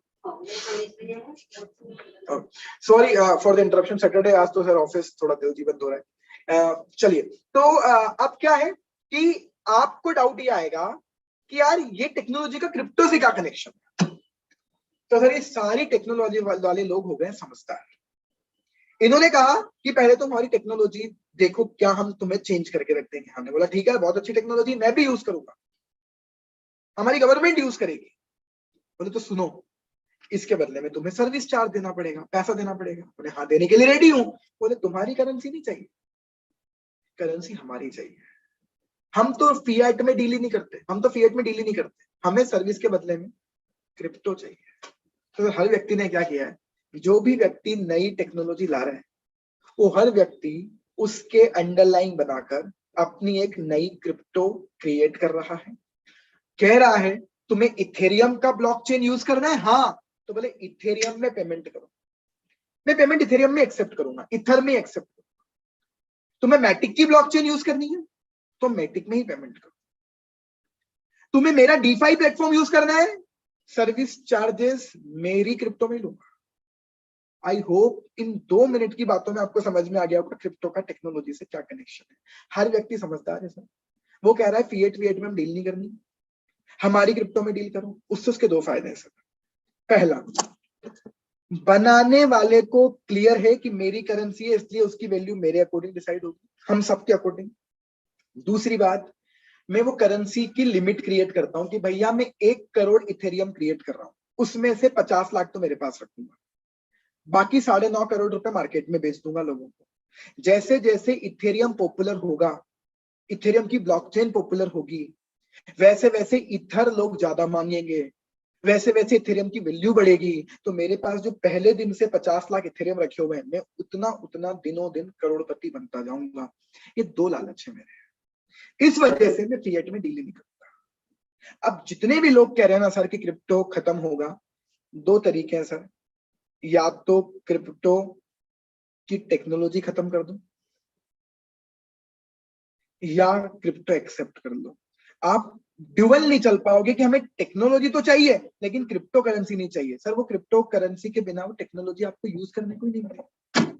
और जितने भी लोगों को ये डाउट था ना, आई होप कि जितने भी लोगों के डाउट है क्रिप्टो बंद होगा, उनके डाउट खत्म हो गए होंगे। हो सकता है फर्जी करेंसी बंद हो, हम खुद चाहते हैं सर बंद हो जाए, लेकिन सर बची हुई 1-1.5 करेंसीज ऐसी हैं जो आपकी और मेरी जिंदगी का हिस्सा बन जाएंगी अगले 5-10 सालों में। वो बंद नहीं होंगी सर, ना उनकी टेक्नोलॉजी बंद होगी, उन्हें तो हम यूज करेंगे। इसलिए फ्यूचर है क्रिप्टो करेंसी। इन्वेस्टमेंट कीजिए, गैम्बलिंग, स्पेकुलेशन, ट्रेडिंग मत कीजिए। बहुत अच्छी अच्छी क्रिप्टो करेंसी एग्जिस्ट करती हैं जिन्हें आप खरीद के 5-10 साल के लिए रखकर भूल जाएं, बहुत अच्छा इन्वेस्टमेंट है। लेकिन ऐसा नहीं कि 10 लाख रुपए इन्वेस्ट करने हैं मार्केट में तो 10 के 10 कर दो। 10 लाख अगर आप इन्वेस्ट करना चाहते हो तो 1-1.5 लाख क्रिप्टो में करो। उस 1.5 लाख को भी 4 पार्ट में तोड़ दो। कुछ पैसा ब्लॉकचेन वाली टेक्नोलॉजीज के क्रिप्टो में लगाओ, कुछ पैसा मेटावर्स में लगाओ, कुछ पैसा एनएफटी में लगाओ, कुछ वेब3 में लगाओ, कुछ पैसा डीफाई वाले टोकन्स में लगाओ। फिर उधर भी डाइवर्सिफिकेशन कीजिए कि ब्लॉकचेन में बिटकॉइन भी खरीदिए, इथेरियम भी खरीदिए, मैटिक भी खरीदिए, सोलाना भी खरीदिए। 3 लेयर डाइवर्सिफिकेशन हो। पहला डाइवर्सिफिकेशन, कुछ पैसा शेयर मार्केट में, कुछ पैसा बैंक में, कुछ पैसा इंश्योरेंस में, कुछ पैसा crypto.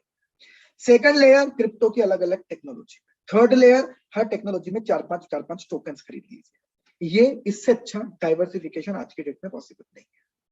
Now coming back to the topic, sir इसके पहले आई होप अगर क्रिप्टो हमें समझ में आ गया हो तो पहले में बहुत सारे डाउट्स हो सकते हैं वो लेना चाहूंगा, ताकि ऐसा ना हो कि बहुत ज्यादा एक साथ कवर हो जाए, बहुत सारे डाउट्स एक साथ अक्यूमुलेट हो जाए।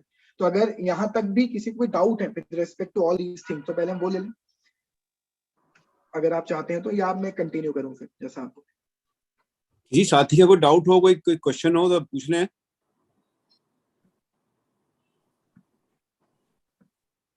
राजवीर जी कुछ पूछना चाह रहे हैं क्या? हाँ रोहित जी, एक क्वेश्चन इसमें ये है कि जो क्रिप्टो चलाने वाले हैं वो ये कहते हैं क्रिप्टो में डील करो, और जब हम क्रिप्टो परचेज करते हैं तो वो हमसे हमारी करेंसी लेते हैं। तो ऐसा क्यों है? वो हमारी करेंसी का क्या करेंगे? चाहे वो डॉलर ले रहे हैं चाहे रुपीज ले रहे हैं, वो क्यों ले रहे हैं फिर उसको? सर आपकी करेंसी वो नहीं ले रहे, आपकी करेंसी तो कौन ले रहा है? जो सेलर है वो ले रहा है। आप क्रिप्टो सर कभी भी ऑनर से नहीं खरीद रहे हैं। आप मुकेश अंबानी से रिलायंस का शेयर खरीद के नहीं लाते हैं, मैं बेचता हूं तो आप खरीदते हैं, तो फिएट मेरे को चाहिए। सर आपने आज बिटकॉइन में इन्वेस्ट किया, 10 लाख का बिटकॉइन 20 लाख का हो गया, तो आप बेचकर रुपीस तो लेके जाएंगे मुझसे। हो क्या रहा है सर? 10 लाख का बिटकॉइन जिस दिन आपने खरीदा उस दिन फिएट 10 लाख रुपए मैंने आपको दिए और आपने मुझे बिटकॉइन बेच दिया, तो आप तो सर रुपीस ही लेके जाओगे ना मुझसे। फिर जिस दिन मैं किसी को 20 लाख में बेचूंगा मैं उससे 20 लाख रुपए लूंगा। ऑनर आपसे रुपीस नहीं ले रहा सर। हाँ, ऑनर ने पहले दिन रुपीस ले लिए थे, वो उसका क्या कर रहे हैं सर मैं बताऊं। सर एक रियल एग्जांपल से आपके साथ बात करता हूं। हमने एक प्लेटफॉर्म बनाया coingabbar.com। हमारा टारगेट क्या है सर? क्रिप्टो इन्वेस्टर्स को अवेयर करना। हम इसके थ्रू बहुत सारी चीजें कर रहे हैं, करेंगे भी, और सबसे अच्छी चीज तो क्या कर रहे हैं सर, वर्ल्ड में पहला प्लेटफॉर्म है जहां आप क्रिप्टो में मॉक ट्रेडिंग कर सकते हो, बिना पैसा लगाए क्रिप्टो में इन्वेस्टमेंट करने का रियल एक्सपीरियंस हम आपको दे रहे हैं। अब हमारा एक बहुत बड़ा प्रोजेक्ट है सर, 100 लोगों की टीम लगी हुई है, बहुत बड़ा प्रोजेक्ट है, 5 करोड़ रुपए हम अब तक इन्फ्यूज कर चुके हैं उस प्रोजेक्ट। अब सर आप समझें, मुझे इस प्रोजेक्ट में जितनी मेरी हैसियत थी, हम 10 लोगों की, हमने पैसे लगा दिए। अब सर क्या हो रहा है, मुझे इस प्रोजेक्ट को आगे बढ़ाने के लिए और पैसा चाहिए। अब मैं क्या करूंगा सर? हमने क्या किया, अब हमने लोगों को बोला भैया हमारी सर्विस अच्छी लग रही है, बोले हाँ, तो बोले पैसा फिएट में नहीं लूंगा, पैसा हमारी करेंसी में लूंगा। तो आप बोलोगे रोहित तुमने भी तुम्हारी करेंसी बना ली? यस सर, हमने हमारी करेंसी बना ली। उस करेंसी का नाम है गब्बर टोकन। हमारे प्लेटफॉर्म का नाम है कॉइन गब्बर। हमने हमारी करेंसी बनाई गब्बर टोकन। अब हम क्या करेंगे सर, हमने 100 करोड़ गब्बर 1000 करोड़ गब्बर टोकन क्रिएट। उस 1000 करोड़ गब्बर टोकन का मैं क्या करूंगा सर, मैं लोगों को बोलूंगा खरीदो, और जो भी मेरी सर्विसेज है उनका पैसा मैं गब्बर टोकन में लूंगा। क्लियर? अब सर मैं पहले दिन जब गब्बर टोकन बेचूंगा ना आपको, उस दिन मैं आपसे रुपीस लूंगा। आपका डाउट जो है ना सर कि मैं क्या करूंगा उसका, सर मैं उसको मेरे प्रोजेक्ट में लगाऊंगा। ब्लॉकचेन बनाने वाले को पूरा सिस्टम क्रिएट करने के लिए 10, 15, 20, 25 करोड़ रुपए लगते हैं सर, वो पैसा कहां से लाएगा? आपको वो टोकन बेचकर रुपीस फिएट लेगा, उसे अपने प्रोजेक्ट में लगाएगा, उस प्रोजेक्ट को फिर जितना ज्यादा चलेगा आपके उन टोकन की वैल्यू बढ़ेगी। आप क्यों खरीद रहे हो मेरा गब्बर टोकन? आज लोग क्यों खरीद रहे हैं हमारा गब्बर टोकन? क्योंकि उन्हें ये लग रहा है कि 1 साल बाद 2 साल बाद जब ये गब्बर प्रोजेक्ट चलेगा, इंडिया का चूंकि पहला है, तो ये गब्बर टोकन की डिमांड बढ़ेगी, तो उनका गब्बर टोकन की वैल्यू बढ़ेगी। तो सर वो पैसा पहले दिन मेरे पास आया था, उसके बाद तो एक्स वाई को गब्बर टोकन बेचेगा, वाई जेड को बेचेगा, जेड एक्स को बेचेगा, जेड पी को बेचेगा, पी क्यू को बेचेगा। वो सब आपस में एक दूसरे से फिएट ले रहे हैं, वो फिएट मेरे पास नहीं आ रहा है। मेरे तो पास ultimate sir sir ultimately fiat खत्म तो होने वाला नहीं है ना, भले ही कितनी भी नहीं नहीं, क्रिप्टो हमने करेंसी कहा आ जाए। सर क्रिप्टो वाला कोई भी फिएट खत्म करने में नहीं तुला हुआ है। मैंने पूरे डिस्कशन के दौरान एक बार नहीं कहा कि फिएट खत्म हो जाएगा, मैंने ये कहा कि इन लोगों को फिएट से प्रॉब्लम है, इसलिए खुद की करेंसी चलाना चाहते हैं। इट डज नॉट मीन कि फिएट खत्म नहीं हो सकता सर फिएट खत्म तो आरबीआई करेगी, जो कि करेगी नहीं। आरबीआई को डर है कि फिएट लोगों पे, क्रिप्टो फिएट पे हावी ना हो जाए, इसलिए आरबीआई खुद की डिजिटल करेंसी लॉन्च कर रही है। वो तो आपने सुनी लिया इस लास्ट बजट में कि आरबीआई की खुद की डिजिटल करेंसी आएगी, खुद की क्रिप्टो करेंसी आएगी। फिएट खत्म नहीं हो रहा है सर। अगर मैंने कभी ऐसा बोल भी दिया हो गलती से, या हो सकता है किसी ने समझ लिया हो, तो I am sorry, I am taking my word back, क्योंकि मैंने हालांकि बोला नहीं, क्योंकि क्रिप्टो खत्म नहीं, फिएट खत्म नहीं होगा। क्रिप्टो खत्म हो सकता है सर एक बार, फिएट नहीं खत्म होगा सर। अच्छा सर, इसके अंदर जो आपने बताया कि जो ब्लॉक के अंदर रिकॉर्ड मेंटेन होते हैं, जी सर। तो जो उसका दूसरा नोड होगा जहां पर वो रिकॉर्ड मैनेज होंगे, तो इसके अंदर सर एक क्वेश्चन इसमें ये आता है कि वो जो कंप्यूटर होगा, क्या वो जो ब्लॉकचेन टेक्नोलॉजी चलाने वाला है उसका कंट्रोल उसके पास रहेगा, या मान लीजिए मेरा कंप्यूटर मेरे पास है, मैंने कोई प्रोडक्ट बेचा और खरीदा, तो मैं अपना खुद रिकॉर्ड उसमें मेंटेन कर लूं और मैं उसको उसके साथ जोड़ दूं? सर दोनों चीजें। सबसे पहला, इस सर्वर का कंट्रोल किसी एक व्यक्ति के पास है ही नहीं, इसीलिए शायद मैंने एक वर्ड यूज किया था, डिसेंट्रलाइज्ड डेटाबेस सिस्टम। पहली बात। दूसरी बात, आपने कोई ट्रांजेक्शन के आप चाहो मैं जोड़ दूं, नहीं जोड़ पाओगे सर। रैंडमली सारे सिस्टम पर जाएगा कि ये ट्रांजेक्शन हुआ है, जो इक्वेशन सबसे पहले सॉल्व करेगा ही इज ऑथराइज्ड पर्सन, वही डालेगा। आप कुछ नहीं कर सकते सर अकेले। और दूसरी बात, आप अगर ये सोच रहे हैं कि मैं कुछ चेंज कर दूं, सर्वर तो मेरे पास ही है सर, हर चेंज पर कंसेंसस होती है। अगर किसी ब्लॉक पे कोई चेंज किया जा रहा है, सारे सर्वर्स पर जाएगा कि ये नया ब्लॉक क्रिएट हो रहा है या ब्लॉक में चीज चेंज हो रही है। जब तक मेजोरिटी की कंसेंट ना मिले, हजारों में से 750 की, जब तक मेजोरिटी की कंसेंसस ना मिले, वो ब्लॉक एडिट नहीं होगा। तो इसका मतलब सर ये हुआ कि जो बैठे हुए हैं वो एक तरह से जैसे बैंकिंग के अंदर टेलर होता है, उस टाइप से काम करेंगे वो। यस सर, पर सिस्टम पूरा का पूरा डिसेंट्रलाइज्ड है, किसी भी एक व्यक्ति का कोई। सर सतोशी नाकामोटो भी चाहकर बिटकॉइन के सिस्टम को कंट्रोल में नहीं कर सकता। सॉफ्ट टेक्नोलॉजी ऐसी है सर।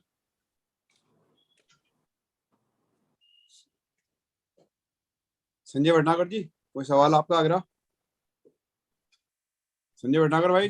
नहीं नहीं सर, कोई नहीं है, ठीक ठीक, मैं सुन रहा हूँ चलकर। वीरेंद्र यादव जी, वीरेंद्र त्रिपाठी जी। रोहित जी, आपके हिसाब से कौन सी करेंसी बेस्ट है इन्वेस्टमेंट के लिए इसमें? सर मैं इन्वेस्टमेंट एडवाइजर नहीं हूं, और ना ही मैं ऐसा बता भी पाऊंगा, क्षमा कीजिएगा, क्योंकि वो गलत हो जाएगा। बट स्टिल सर, बातों बातों में मैंने बहुत सारे नाम लिए थे। आपने लिया था गब्बर टोकन का? नहीं नहीं नहीं नहीं, नहीं सर, मैंने बातों बातों में बहुत सारे नाम लिए। बहुत सारी टेक्नोलॉजीज हैं जो वर्ल्ड को चेंज कर रही हैं। इथर सर बहुत बड़ा इम्पैक्ट लेकर आएगा, मैटिक बहुत बड़ा इम्पैक्ट लेकर आएगा। सर का क्या रेट है प्रेजेंट में? 2 मिनट अभी सर। बसंत लाल गुप्ता जी, आप सर। इथर तो सर 3 लाख रुपए चला करता था किसी जमाने में, बहुत सारे उसके फ्लड बात है पूरे क्रिप्टो मार्केट में, इसलिए इथर अभी 1 लाख रुपए पर आ गया। आज की क्या रेट है एग्जैक्टली, ये रहा आपके सामने। 1 मिनट में स्क्रीनशॉट आपको एक बार दर्शन भी करा दूं, कॉइन गब्बर किस तरह से काम करता है, क्या चलता है। तो इसके लिए जैसे डीमैट अकाउंट ओपन होना है तो ऐसे ही अकाउंट ओपन करना पड़ेगा सर? इधर आई होप आपको एक तो सर पोर्टल दिख रहा होगा, है ना? तो देखिए यहाँ पर सर आपको सारी करेंसीज मिलेंगी, सारी करेंसी की सब कुछ मिलेंगी। तो ये इथेरियम की अभी रेट चल रही है सर करीब करीब $2000, मतलब करीब करीब $1 के करीब चल रहा है। इसको हम अगर रुपीज में कर देते हैं तो ये रुपीज में भी आना स्टार्ट हो जाएगा। यूएस डॉलर की जगह रुपीज कर देते हैं सर, ये पूरी वेबसाइट कन्वर्ट हो जाएगी रुपीज में। फ्रैक्शन में भी परचेज कर सकते हैं इसको? 1,60,000।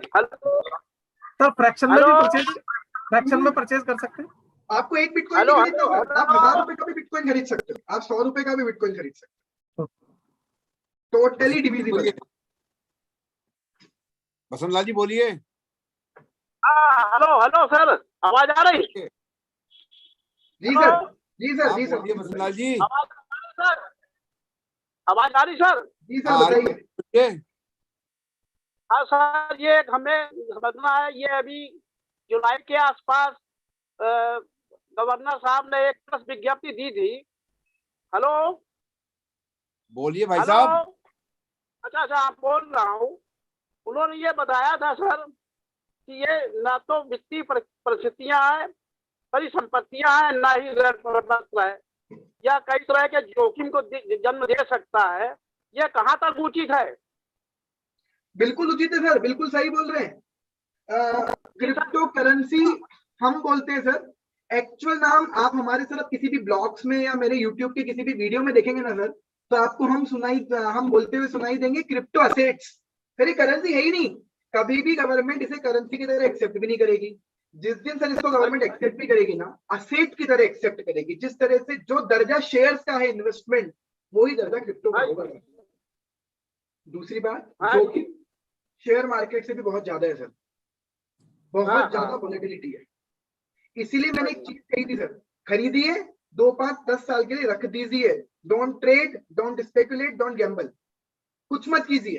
ट्रेड सर हम कर ही नहीं पाएंगे, वर्ल्ड प्लेयर लगे हुए हैं पूरे।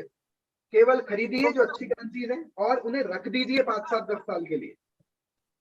अच्छा, मतलब 5 साल 10 साल के बाद बेचे हम उसको? सर देखो उसमें से भी क्या होगा। फॉर एग्जाम्पल हमने ऐसा डाइवर्सिफिकेशन करके 20-25 असेट खरीदी, मान कर चलिए 5, 7, 10 साल में उनमें से 4, 5 तो जीरो हो जानी है। कितनी वोलेटिलिटियां है, लेकिन सर जो 10 से 15 है ना, वो एक्सपोनेंशियल रिटर्न दे देंगे, आप सोच भी नहीं सकते उतना। सर क्या था बिटकॉइन, आज कहां पहुंच गया? क्या था इथर, कहां पहुंच बारे गया? में बता दें, करोड़पति हो गए जिन्होंने स्टार्टिंग में इन्वेस्टमेंट किया था। यस सर एक बात और है, एक क्वेश्चन और है सर। सर एक क्वेश्चन और है। बोलिए बसंतलाल जी, बोलिए। हाँ ये है, हाँ TDS में 50,000 रुपए से कोई बढ़ी है क्या इसमें? 50,000 पर कोई बढ़िया हो?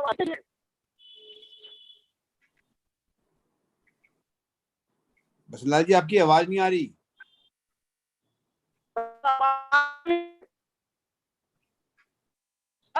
50,000 50,000 के ऊपर क्रिप्टो खरीदने पर TDS के प्रोविजन है, ऐसा पूछ रहे हैं सर? बसंतलाल जी आपकी आवाज नहीं आ रही है।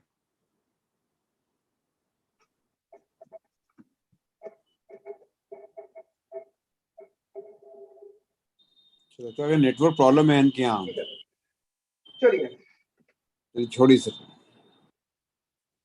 किसी और का कोई सवाल हो भाई का? किसी और का कोई सवाल हो? सर मैं एक चीज पूछना चाहता हूँ अच्छा। जी संजय भाई।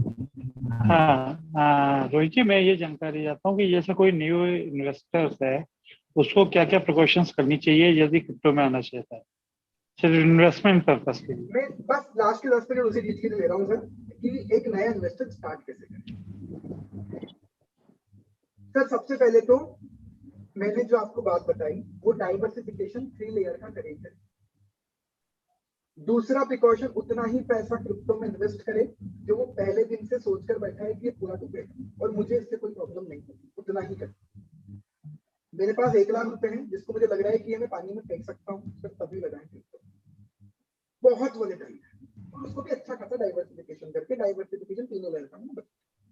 दूसरी बात सर, क्रिप्टो में आप मैक्सिमम जो चीजें कर सकते हैं मैं बता रहा हूँ। हमारे प्लेटफॉर्म पर जितना यूज हो सकता है कीजिए, अधिकतर चीजें आपको यहाँ मिलेंगी। बार बार इसको ऐसा मत समझिएगा कि आप बार बार अपने प्लेटफॉर्म पर क्यों आते हैं सर, इसीलिए कह रहा हूँ हमारा प्लेटफॉर्म एग्जिस्ट इसलिए करता है क्योंकि मार्केट में विसंगतियां और बहुत नादानियां हैं लोगों के मन में। हमारा काम ही एक ही है, अगर आप देख पा रहे हैं सर मेरी वेबसाइट को, हम 3 चीजों पर काम कर रहे हैं। आंख बंद करके इन्वेस्ट मत कीजिए, हम क्या है, पहले रिसर्च कीजिए, फिर सेलेक्ट कीजिए, फिर इन्वेस्ट कीजिए। रिसर्च के लिए आपको जो कुछ चाहिए ना वो सब यहाँ पर अवेलेबल है। अब आप कहेंगे मैं रिसर्च कैसे करूं? सर रिसर्च करने के लिए बहुत सारी चीजें हैं, मैं आपको मेरी पीपीटी बता देता हूं। यहाँ पर आप लोग चाहें तो इसका स्क्रीनशॉट ले लें, और नहीं तो आप लोगों को मेरी पीपीटी शेयर भी कर दूंगा सर। इसमें मैंने बताया हुआ है कि किसी भी क्रिप्टो इन्वेस्टमेंट करने के पहले उस करेंसी में क्या क्या देखें, ये सारे फैक्टर्स देखे बिना सर इन्वेस्टमेंट ना करें। अब वो जाऊंगा तो बहुत ज्यादा डिटेल में हो जाएगा वो, पर बहुत सारे फैक्टर्स है जिनको ध्यान में रखने के बाद ही हमें इन्वेस्टमेंट करना चाहिए। तो ऐसे फैक्टर्स क्या सर, ये सारे फैक्टर्स आपको दिख रहे हैं। प्रोजेक्ट आइडिया क्या है, किस कैटेगरी को बिलोंग करता है, प्रोजेक्ट एनएफटी है, बीफा है, फाउंडर्स कौन है, सबसे इंपॉर्टेंट बात, कौन लोग इस टेक्नोलॉजी को चलाने वाले, क्या कुछ बिजनेसमैन लोग हैं, टेक्नोक्रेट से तो अच्छा है। उसके इन्वेस्टर कौन है, अगर अच्छे बड़े बड़े नाम उसके इन्वेस्टर में बिल्कुल लगाइए। मार्केट कैप कितना ज्यादा है, मार्केट कैप जितना ज्यादा है उनमें कम इन्वेस्टमेंट कीजिए सर, जिनका कम है उनमें ज्यादा कीजिए। जो वैल्यू 100 की आज हो चुकी है वो 200 के होने में टाइम लगेगा, लेकिन जो 10 का है उसको 20 होने में टाइम नहीं लगेगा। जी उनकी लिस्टिंग कितने अच्छे अच्छे क्रिप्टो एक्सचेंजेस पर है, कितनी ज्यादा उसमें ट्रेडिंग होती है, और सबसे ज्यादा देखिए सर उनके टेलीग्राम ग्रुप, उनके ट्विटर हैंडल्स कि वहां पर कितनी एक्टिविटीज हो रही है। टोकनोमिक्स और स्केलेबिलिटी अभी थोड़ी सी ज्यादा हो जाएगी। टोकनोमिक्स का मतलब होता है सर कि किस किस के पास कितने कितने टोकन है, टोकन की इकोनॉमिक्स।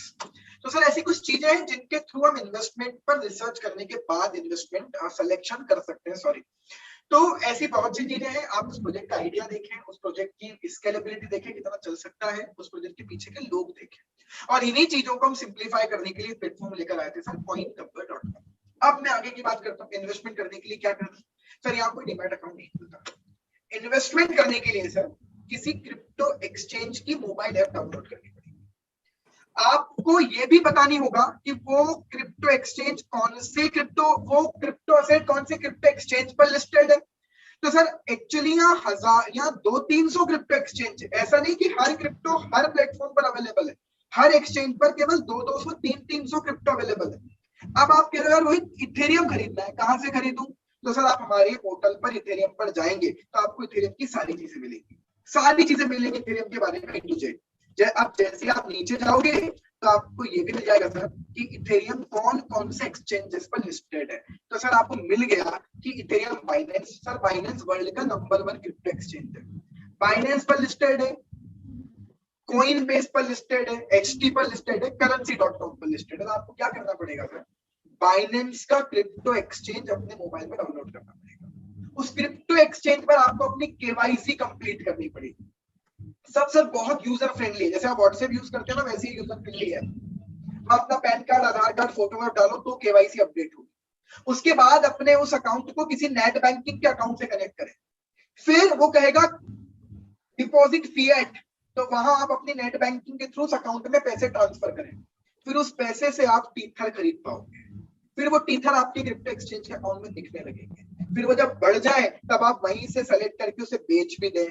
बिक जाए तो वहां दिखने लगेगी कि 10,000 इन्वेस्ट किए थे, आपके अकाउंट में 15,000 हो गए। अब आप कह रहे हो मुझे 15,000 मेरे अकाउंट में वापस चाहिए, विथड्रॉ इन फिएट पर क्लिक करें तो वो पैसा आपके नेट बैंकिंग वाले अकाउंट में चला जाएगा। ये इतना सिंपल है। तो आपको एक एक्सचेंज डाउनलोड करना पड़ेगा। प्रॉब्लम ही यही है सर यहाँ पर। अब आप सोच रहे होंगे हमने प्लेटफॉर्म क्यों बनाया, तो शायद अब आपको समझ में आ रहा होगा सर किसी को क्या पता कौन सा कहाँ लिस्टेड है। यहाँ तो 200-300 क्रिप्टो एक्सचेंज है, यहाँ तो 16,000 क्रिप्टो करेंसी है। सबके बारे में आपको किसी ने बोल दिया यार कि सोलाना खरीद ले। अब आप कहोगे सोलाना के बारे में मुझे क्या पता, तो सर आप यहाँ आइए, यहाँ आप क्रिप्टो करेंसी में जाइए, सोलाना को रिसर्च कीजिए, सोलाना की चीजें देखिए, हिस्ट्री देखिए, कौन से एक्सचेंज पर लिस्टेड है, सब लिख लीजिए। यहाँ जैसे जाएंगे यहाँ सोलाना मिलेगा। सोलाना भी बहुत अच्छी ब्लॉकचेन पर काम कर रहा है। आज की डेट में सबसे फास्ट ब्लॉकचेन सोलाना की है। सोलाना पर जाइए, यहाँ आपको दौड़ता हुआ शेयर मिल रहा है, 2 मिनट में बता देगा आपको कि कहाँ कहाँ पर कौन कौन सी जगह पर लिस्टेड है, इसके मार्केट का चार्ट मिलेगा। इसलिए प्लेटफॉर्म बनाया सर, ये जरूरत है। इसलिए हमें तो सर गवर्नमेंट की तरफ से भी बहुत बार इस पर हमें बहुत शाबाशियां मिल चुकी हैं भैया कि अच्छा है कि कोई तो व्यक्ति है जो बिना देखे इन्वेस्ट करने के लिए लोगों को बता रहे हैं कि देखभाल के करो। तो हम तो ये प्लेटफॉर्म इसलिए लाए थे कि अपन समझदार लोग हैं तो गवर्नमेंट की हेल्प करते हैं प्लेटफॉर्म पे। हम समय समय पर गवर्नमेंट को रेगुलेशंस बनाने के लिए भी भेज रहे हैं। हमारे अधिकतर रेगुलेशंस आपको गवर्नमेंट के रूल्स में दिखाई देंगे। हम जो जो भेज रहे हैं गवर्नमेंट उन्हें अडॉप्ट कर रही है, एक्सेप्ट कर रही है, वो हमको शाबाशी देते हैं। इसलिए कोई तो है जो समझ रहा है। हम तो अभी गवर्नमेंट को ये भी कह रहे हैं कि क्यों देर कर रहे हो, हम हमारे साथ में बैठकर आइए, हम बताते हैं कहाँ कहाँ झोल है, हम बताते हैं कि लॉ कैसे बनाना चाहिए। पर अधिकारी अभी अपनी मैली में लगे हुए हैं, उनको हर बार एक वर्ड याद आता है बैन बैन बैन, जो कि वो कर नहीं पाएंगे, उनका सपना पूरा नहीं हो पाएगा। ये भी मैं आपको जिम्मेदारी के साथ कहता हूँ। तो क्रिप्टो में इन्वेस्ट करने के लिए आपको क्रिप्टो एक्सचेंजेस की मोबाइल ऐप डाउनलोड करनी पड़ेगी। ये एटलीस्ट कितने एक्सचेंज हमें डाउनलोड करने पड़ेंगे नॉर्मली? ये सर नॉर्मली जैसे मेरे मोबाइल में कम से कम 10 से 12 एक्सचेंज है, तो आप नाम करते करते भी मान लें 4 से 5 एक्सचेंज आपको डाउनलोड करने पड़ेंगे। सबसे बढ़िया है सर बाइनेंस, तो ये वजीरेक्स, बाइनेंस, वजीरेक्स, ये बड़े बड़े हैं, इनको आप डाउनलोड कीजिए और इनसे भी आपका काम होता है। बहुत बड़े बड़े तो सारे क्रिप्टो आपको यहाँ मिले। यानी इन सब पे ही हमें अपना एक वॉलेट बनाना पड़ेगा जो हमारे बैंक से अटैच होगा, हर एक्सचेंज पे एक बनाना होगा, हर एक्सचेंज कनेक्ट करना पड़ेगा। तो इसके अंदर एक क्वेश्चन आता है, जैसे मतलब कहीं पढ़ा है कि यूजर आईडी पासवर्ड भूल गए तो आपका जो वो है खत्म है वो पॉइंट। सर बिल्कुल, अब आप बहुत डेप्थ में मैं आज जा नहीं सकता, लेकिन हाँ आपके यूजर आईडी पासवर्ड मोबाइल में मत रखना बस। आपके यूजर आईडी पासवर्ड जो जो चीजें आपने वहां लिखी हैं सर, अपने कंप्यूटर पे लिखें, कंप्यूटर पे लिखकर उसका प्रिंट निकालें, प्रिंट निकालकर उसको लेमिनेट करवा लें और एक अपनी सेव फाइल में रखें और वो फाइल भी कंप्यूटर से डिलीट कर दें, क्योंकि आपका मोबाइल हैक हुआ तो आपके सारे आईडी पासवर्ड हैक हो जाएंगे। सर एक विजय गोयल जी इन्होंने कुछ चैट में लिखा है क्वेश्चन अपना। सर मैं उस पर ज्यादा डिस्कशन नहीं करना चाहूंगा, ओपिनियन बेस्ड चीजें हैं, हम बहस नहीं करना चाहते, ओपिनियन रख सकते हैं। सट्टा जुआ बेसिकली सबको लग सकता है भी sir up to certain extent, पर शायद अगर आपने मेरी बात ढंग से सुनी हो सर, तो मैं 2 चीजों पर अड़ा हुआ हूँ। ये फ्यूचर है, आप इसमें इन्वेस्ट कीजिए, और दूसरी बात कि सर इसमें गैम्बलिंग स्पेकुलेशन, सर सट्टा क्या होता है? खरीदो बेचो गैम्बलिंग स्पेकुलेशन, ये मैं तो कह रहा हूँ सर इन्वेस्ट कीजिए, आज रख के भूल जाइए 5 साल के लिए। इन्फोसिस का शेयर 10 का 2500 का हुआ, हमसे पूछिए जिन्होंने 10 साल 15 साल रखा। तो सट्टा जुआ सर प्रवृत्ति है लोगों की, लोग करते हैं, लेकिन सर कुछ ऐसी करेंसीज हैं जो वास्तव में आपकी लाइफ बदलेंगी। और बस एक और मेरी रिक्वेस्ट है कि वो लाइन बहुत पॉपुलर है sir, people hate what they don't understand, तो केवल इसीलिए किसी चीज से नफरत ना करें कि हमें वो समझ नहीं आ रही, इसीलिए हम जागरूकता की बात करें, समझ तो ले वो टेक्नोलॉजी क्या है। आप में से एक भी ऐसा व्यक्ति नहीं होगा जो मना कर दे कि ब्लॉकचेन टेक्नोलॉजी काम नहीं करेगी। सर आपका प्रधानमंत्री, मेरा और आपका प्रधानमंत्री तो उस पर काम कर रहे हैं, आप में मुझ में से कोई भी एक नहीं जो डीफाई को मना कर दे। चलेगा डीफाई सर, बैंकों ने क्या भूल खिलाया आपने और मैंने सबने देखे, तो डीफाई क्यों नहीं चलेगा सर? और अगर वो चलेगा सर तो क्रिप्टो भी चलेगी। आप स्पेकुलेट क्यों कर रहे हैं? भाई you are involve in the gambling, आप इन्वेस्ट कीजिए ना, रखकर भूल जाइए। और मैं तो फिर भी कह रहा हूँ उतना ही रखिए जिसको आप, और नहीं रखना तो कोई बात नहीं ना, दुनिया हमारे इन्वेस्टमेंट के बिना चल रही है। आप और मैं तो ये कोशिश कर रहे हैं कि क्या हम इससे कुछ फायदा उठा सकते हैं, हम उसकी बात कर रहे हैं। आपके और मेरे जुआ और सट्टा बोलने से भी सर वो जैसा चल रहा है वैसा चलेगा। यहाँ सर आप देख लीजिए क्रिप्टो मार्केट का मार्केट कैप कितना है, 97.57 trillion. Sir 1000 multiply by 1000 is million, million multiply by 1000 is billion, billion multiply by 1000 is trillion, and 57 trillion का मार्केट, 97 ट्रिलियन का मार्केट कैप है सर क्रिप्टो करेंसी का। आपके और मेरे इन्वेस्ट ना करने के बिना भी चल रहा है। हम तो ये चाह रहे हैं कि क्या हम इन्वेस्ट कर सकते हैं, कीजिए सर, नहीं तो हम बोलते नहीं जुआ और सट्टा। आपके और मेरे 10 साल से जुआ और सट्टा बोलने के बाद भी मार्केट कैप 97 ट्रिलियन। हम तो ये चाह रहे हैं कि क्या ये फ्यूचर है? आंसर है हाँ। क्या जुआ और सट्टा यहाँ पर चल रहा है? बिल्कुल चल रहा है। कैसे बचे? अच्छे पॉइंट ढूंढें, इन्वेस्ट करें, ट्रेडिंग ना करें। That's all I can say.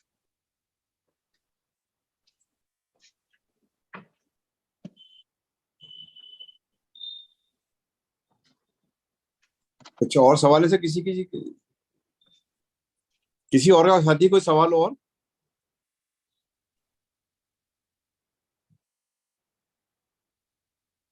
Hello जी मैं विजय गोयल रायपुर से बोल रहा हूँ जी। विजय भाई, हमारा ये कहना है क्रिप्टो करेंसी पे अगर आप डिटेल स्टडी करेंगे तो इसका मूलतः आतंकवाद के लिए जो हथियार खरीदे जाते हैं उसको फंडिंग करने के लिए, नारकोटिक्स के लिए फंडिंग करने के लिए, और ये मतलब केवल क्राइम के लिए हो रहा है।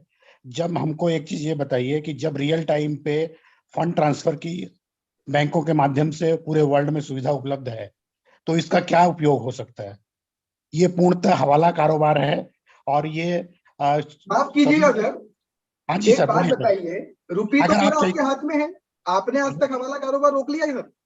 सर मेरे को एक चीज ये बताइए, अगर कोई हम चीज नहीं रोक पा रहे हैं, देखिए इसमें जो है आज की डेट में कोई भी, अगर इसमें इतनी ताकत है इसमें, तो कोई भी गवर्नमेंट, कोई भी वर्ल्ड का कोई भी डेवलप कंट्री इसको मान्यता क्यों नहीं दे रहा है? अरे सर कैसी बात कर रहे हैं आपकी, ये वो है लेक ऑफ इंफॉर्मेशन सर, माफ कीजिएगा बहुत सीनियर है आप सर। यूएस में बिल आ रहे हैं सर, आप दुबई को डेवलप कंट्री मानते हैं या नहीं मानते मुझे नहीं पता सर, पर पूरा वर्ल्ड तो दुबई को डेवलप कंट्री मानता है सर। दुबई मान्यता दे चुका है इसको, पूरे क्रिप्टो वर्ल्ड को आमंत्रित कर रहा है, आइए हमारे यहाँ आकर क्रिप्टो के इन्वेस्टमेंट कीजिए।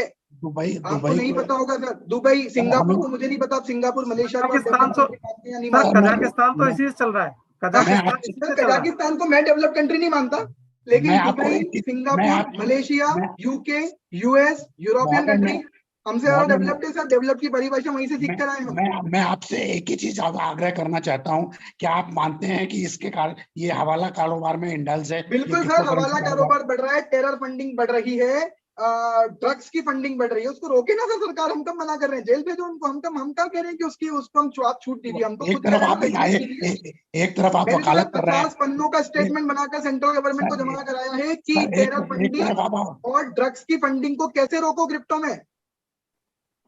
एक तरफ विजय आप गोयल इसकी विजय वकालत कर गोयल जी रहे हैं आप और सर समझ नहीं पाए। वकालत नहीं कर रहा हूँ सर मैं। विजय गोयल जी आप सर समझ नहीं वकालत कर पाए रहे हैं सर सर। क्या रहा है सर सर। वकालत मैं नहीं कर रहा हूँ सर, आप गलत ले रहे हैं इसको। मैं विजय आपको गोयल जी आप वकालत आज करने की नहीं, आप क्लास से वकील तो कंसेप्ट आप नहीं है, तो समझ पाए। वकालत आप कर सकते हैं, मुझे आते ही वकालत करना।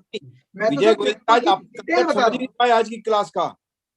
सर। मेरा टॉपिक है डीमिस्टिफाइंग, क्रिप्टो है क्या वो बताना। मैं ये तो बोल ही नहीं रहा कि सर क्रिप्टो में इन्वेस्ट कीजिए, मैं तो ये बता रहा हूँ करें भी तो क्या सोच के करें। विजय गोयल जी आज आप समझ ही नहीं पाए कि क्लास का कंसेप्ट क्या है। सर मैं आप उसको नहीं, आप गलत कंसेप्ट लेके जा रहे हैं। आप सुनने क्लास को देखिए, यूट्यूब पे आपका ये आज की वेबिनार यूट्यूब पे है। आप ठीक है दोबारा सुनिएगा इसको बैठ के आराम से, बिल्कुल सुनिएगा सर ठीक प्लीज। है ना।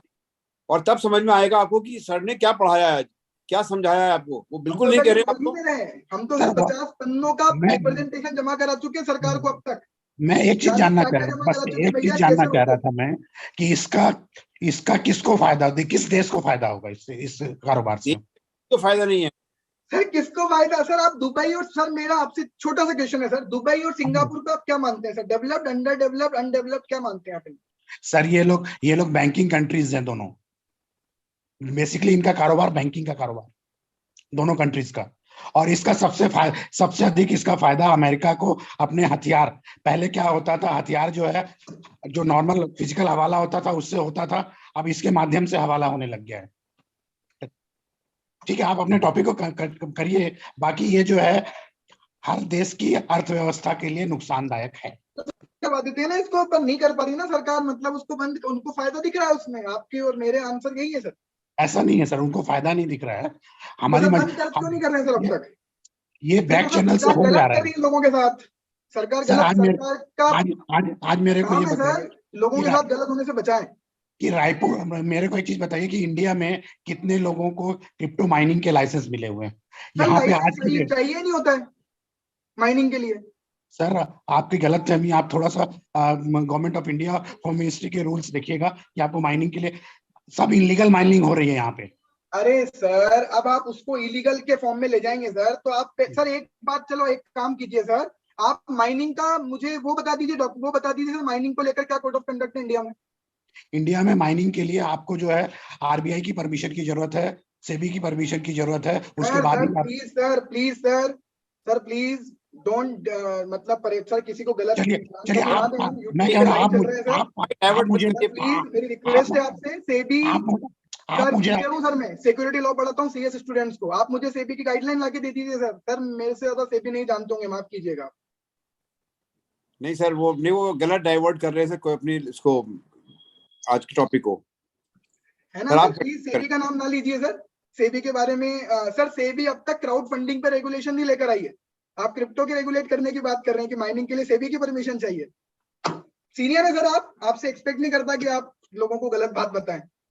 As far as crypto is concern, मैं क्रिप्टो की मार्केटिंग करने नहीं आया हूं सर। टॉपिक का नाम है डीमिस्टिफाइंग, हम समझ रहे थे क्रिप्टो क्या है, and people hate what they don't understand.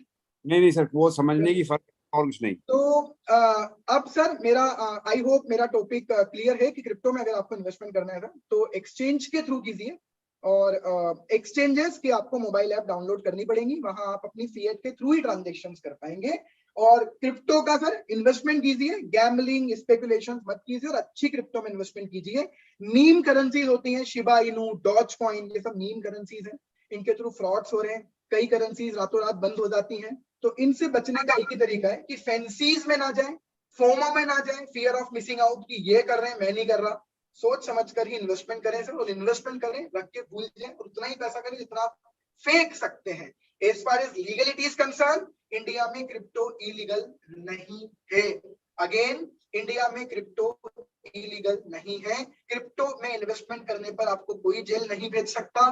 Crypto में इन्वेस्टमेंट करने पर इनकम टैक्स का नोटिस आ सकता है। तो आप डिस्क्लोजर कर दीजिए कि क्या क्या आपका इन्वेस्टमेंट है। क्रिप्टो में इन्वेस्टमेंट ना तो इनकम टैक्स में मना है, ना आरबीआई के किसी नोटिफिकेशन में मना है। As far as mining is concern, SEBI को बोला गया है कि क्रिप्टो को रेगुलेट करने का पावर हम उनको देंगे, लेकिन अभी तक ऐसी कोई गाइडलाइंस उन्होंने इशू नहीं की है। माइनिंग भी इंडिया में अलाउड है, लोग कर रहे हैं, और माइनिंग की इनकम पर भी इंडिया में टैक्स लगेगा अंडर द हेड पीजीबीपी। अब तक उसके बारे में कोई सेक्शन नहीं है, लेकिन माइनिंग की इनकम पर भी हमारे ओपिनियन में टैक्स लगेगा। As far as 115 BBH is concern, 115 BBH केवल क्रिप्टो असेट के ट्रांसफर पे लगेगा। तो इस गलत फहमी में ना रहें कि क्रिप्टो की किसी भी इनकम पर 30% टैक्स है। केवल क्रिप्टो के ट्रांसफर पर 30% टैक्स है। बाकी अगर आपको क्रिप्टो वर्ल्ड से किसी और तरीके से इनकम हो जाती है तो वो आपकी बेसिक स्लैब में जुड़ेगी, और स्लैब के अकॉर्डिंग नॉर्मल इनकम के प्रोविजंस के अकॉर्डिंग आप पर टैक्स लगेगा। As far as TDS is concern, TDS में लोगों को ऐसा डाउट है कि 50,000 रुपए से ऊपर के TDS अगर मैंने क्रिप्टो खरीदी तो क्या मुझे 1% TDS करना है? जी हाँ सर, लेकिन CBDT का क्लेरिफिकेशन आ चुका कि बायर को TDS करना जरूर है, लेकिन उनको कुछ नहीं करना, उनके बिहाफ पर क्रिप्टो एक्सचेंज ये काम करेगा। तो आपके क्लाइंट अगर कोई, बस मेरा आप जो सबसे बड़ी बात आज समझानी थी सर वो दो है, बीइंग अ टैक्स एडवोकेट, जो मैं आपको बेसिक बता सकता हूँ। क्रिप्टो की हर एक इनकम पर 30% टैक्स नहीं है, केवल क्रिप्टो की ट्रांसफर वाली इनकम पर 30% टैक्स है। अगर आप लोगों को जरूरत लगे तो मेरी क्रिप्टो के टैक्सेशन को लेकर एक पूरी PPT बनी हुई है सर, आप लोगों को मैं वो भी शेयर कर दूंगा। As far as TDS is concern, actual buyer जो हम जैसे लोग हैं उन पर 1% TDS के प्रावधान लागू हैं, लेकिन CBDT का क्लेरिफिकेशन है कि आपके बिहाफ पर वो TDS क्रिप्टो एक्सचेंज काट लेगा, इसलिए आपको कोई 10 नंबर वेन नंबर लेने की जरूरत नहीं है। That is to be done by the crypto exchange. तो that's all on my part sir. बहुत ज्यादा डिटेल अभी बहुत कुछ है क्रिप्टो में, मैंने आपको कहा फिर नेक्स्ट क्लास में सुनेंगे, फिर नेक्स्ट क्लास एक और लेंगे सर। अभी तो अभी रोहित जी से एक छोटी सी चीज पूछना चाहूंगा। जी सर प्लीज। रोहित जी, जैसे सपोज है, जैसे आपने बताया कि जो हम इन्वेस्ट करते हैं, सपोज हम कोई इन्वेस्ट करेंगे और 5 साल बाद वो जस्ट डबल हो जाता है हमारा इन्वेस्टमेंट, अभी तक जैसे कोई लॉस नहीं है, जी सर जी सर जी अभी सर, तक इस पे कोई लॉस नहीं है, तो क्या वो लॉन्ग टर्म कैपिटल गेन के अंदर कवर होगा या स्पेकुलेशन बिजनेस में आएगा? नहीं नहीं इसको सर, इसकी इनकम को किस में पार्ट में माना जाएगा? जी सर जी सर। सर 115 BBH जो आया है ना, मैं उस सेक्शन की बात कर रहा हूँ। उस सेक्शन ने कहा है कि इस VDA के, इसको लॉ ने VDA कहा है, वर्चुअल डिजिटल असेट, जिसको क्रिप्टो असेट कह रहे हैं। उन्होंने कहा है कि VDA के ट्रांसफर पर होने वाली इनकम पर 30% टैक्स लगेगा। सर लॉ में कहीं भी ये क्लियर नहीं है कि ये बिजनेस इनकम में जाएगा या कैपिटल गेन में जाएगा या अदर इनकम में जाएगा। जी, किसी भी इनकम में जाए सर, फर्क इसलिए नहीं पड़ता क्योंकि पहले ही दिन उस पर 30% टैक्सेशन है। हमारी अगर आप बात अगर हमारे पॉइंट ऑफ व्यू से कहें तो मेरे पॉइंट ऑफ व्यू से सर, अगर ये इन्वेस्टमेंट है केवल तो कैपिटल गेन में ले जाए, और अगर ये रेगुलर आप ट्रेड करके प्रॉफिट कमाया है तो बिजनेस इनकम हो गया। यस सर, क्योंकि सर अभी तक कोई क्लियरिटी CBDT के पार्ट पर ही नहीं। उन्होंने इतना कहकर छोड़ दिया कि ट्रांसफर पे 30% टैक्स लगेगा। अब हम भी इसलिए इतनी ज्यादा टेंशन नहीं ले रहे कि उसे शॉर्ट टर्म और लॉन्ग टर्म बोल के हम कर क्या लेंगे। इंडेक्सेशन होना नहीं, शॉर्ट टर्म नॉर्मल रेट लगेगी या 20%, उस पर टोटली 30 लगना है सर। तो चाहे अदर सोर्सेज में ले जाए उस पर टैक्स 30 लगेगा। नहीं, मगर जब हम ट्रांसफर करेंगे तभी तो लगेगा ना। हम जब जी सर, इन्वेस्टमेंट जी ये सर। हमारी वैल्यूएशन हो गई 20 बिल्कुल उस सर। सर वो ऐसा ही हो गया कि मैंने 1 लाख का मकान, 10 लाख का मकान खरीदा था, आज 1 करोड़ का हो गया, तो सर रियलाइज नहीं हुआ। टैक्स उसी दिन लगेगा जिस दिन हम बेचेंगे। सर PPT आप मेरे को शेयर कर दीजिएगा सर, मैं जिसको जी जरूरत सर, होगी। बिल्कुल। तो टैक्सेशन को लेकर सर फिर क्लियर करना चाहता हूं कि कुछ लोगों को डाउट आ रहा है कि 10 लाख के बिटकॉइन 20 के हो गए, टैक्स भरूं क्या? नहीं, बेचोगे तब लगेगा। अभी सर केवल इनकम टैक्स रिटर्न में डिस्क्लोजर्स के नॉर्म्स आए हैं, तो आप डिस्क्लोज कर दीजिए कि मेरे पास इतने इतने बिटकॉइन है, और वो भी इलीगल नहीं है। ना डरें, कोई जेल नहीं हो सकती किसी को सर। RBI का क्लियर है, सुप्रीम कोर्ट का क्लियर डिसीजन है 2020 का कि भैया करना है तो इलीगल करो, लोगों को परेशान मत करो, और जब तक लॉ ना आ जाए कोई कुछ नहीं होगा।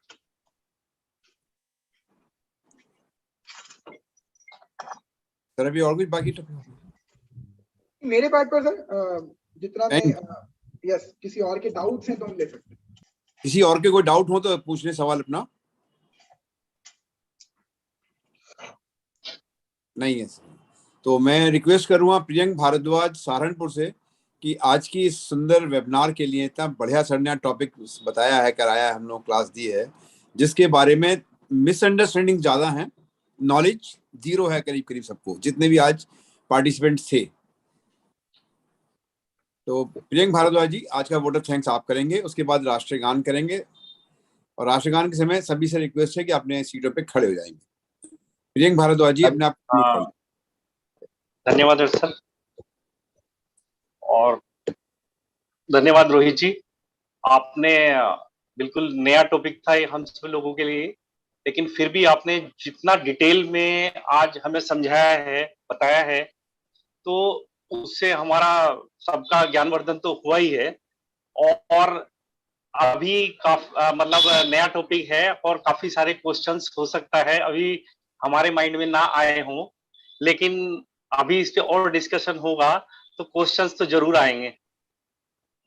फिर भी आपने काफी क्लियर किया है। और सबसे बड़ी बात, अब हमें इनकम टैक्स रिटर्न भरने में भी, क्योंकि रोज नई नई चीज आ रही है, रोज नए अमेंडमेंट भी हो रहे हैं। अभी हम AIS में जो देख रहे थे तो वो केवल हमें कैपिटल इसका एसेट्स वगैरह का AIS में या शेयर मार्केट का अभी हम उसे ही देख रहे थे, लेकिन अब कम से कम हमें ये नॉलेज हुई कि अब आगे आने वाले समय में क्रिप्टो करेंसी का इसके संबंध में भी इनकम टैक्स में जो डिटेल आएगी तो उसके लिए हम पहले से प्रिपेयर हो जाएं। इसके लिए आपने हमें पहले से अवेयर कर दिया है।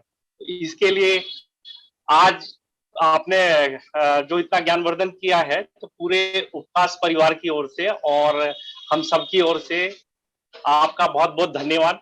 नहीं, और छतरपुर बार एसोसिएशन और हरदा बार एसोसिएशन, हाँ, एसोसिएशन की तरफ से सर, सब एसोसिएशन की तरफ से, तो और मेरी ओर से आपका बहुत बहुत धन्यवाद। एक बार और धन्यवाद रोहित जी। थैंक यू सो मच, आप सभी का धन्यवाद। Thank you very much sir. अब रिक्वेस्ट करेंगे सर अपनी सीट पे खड़े हैं। प्रियंक भारद्वाज जी आप राष्ट्रगान। Thank you.